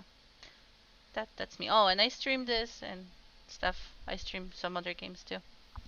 Yeah, thank you for streaming this. It's a lot of work. Yeah. So I It's appreciate a lot it. of work. We appreciate it. Yeah, it helps a ton having someone else to do that for us. Yeah, takes it off the DM. Yeah. Yeah. How about Dirk? Or Jake, I guess. Yes, either or. I'm in quite a few games that Gil had mentioned there. So I mean, I'm around. I'm pretty active on both the Discord channel that we used to play, and I'm always checking out the YouTube channel if you're sure you want to do that. That Gil mentioned. Please like, comment, subscribe if you're checking out this video over there. We appreciate any interaction over there. Other than that, I'm just the sleepless boy that's trying to get into as many games as I can here. Perfect. Abe? Why not? Sure. So I just go by Homebrew Dice, the co-owner and founder, etc. of Homebrew Dice. We make custom color handmade dice plus off-the-shelf options for all of your math rock needs. You can come and check out more, which is our website is homebrewdice.co.uk. And make sure to follow us on the socials as well. Instagram, Twitter, it's all at Homebrew Dice, and it's facebook.com/Homebrew Dice as well. Come and say hi. We're as active as we can be on socials, and we love just to have a chat, and it would be great to get to know you all. So thank you very much. Get those custom click-clacks. And then Click-clacks. Yeah, hi. I go by Eldritch. I have the YouTube channel Eldritch_Sugar. I'm a D&D artist and animator. I'm also pretty active, well, more active on Instagram and Twitter with the same username. I'm just happy to be here. Yeah. I met some of these folks during the last Jasper's Game Day, and I'll be participating in the next one real soon. So yeah. Awesome. When this video comes out on YouTube, I will definitely link it through my channel in the community posts. Please do. Awesome. Yeah, we have a game together for that, I think. For the Jasper's Game Day. I'm not sure. I'd have to double check though. That's in March, right? It's gonna be starting March 3rd and going for 5 days. So I think it ends March the 8th. Cool. It's going to be so good. The last one was such a huge success that I'm expecting. Oh, I had a blast at the last one. This one's going to be great. We raised a lot of awareness and a lot of money for a good cause. So hopefully we do it again this time. So, but yeah, you guys can follow us on here and everything. But yeah, thanks for showing up and watching us. I hope everyone has a good day. And does anyone have anything else that they need to say before we tune off? Yeah, Patreon.com/ProxyMaps. It was really fun. Thanks, Slampy, Had a great time. for running it. It was a really fun session. And Of thanks course. to those for playing. I look forward to keeping on with this adventure. I love this team. These are great characters.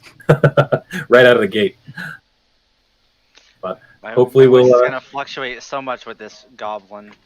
gonna be great. So we'll pick this up same bat time, same bat place next week, and we'll keep this going to find out who murdered Bort Bargith.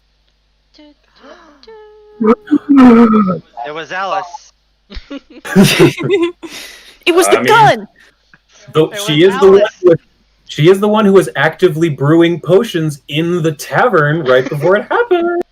It was One of the Alice farmers. in the tavern with the poison. With the cauldron.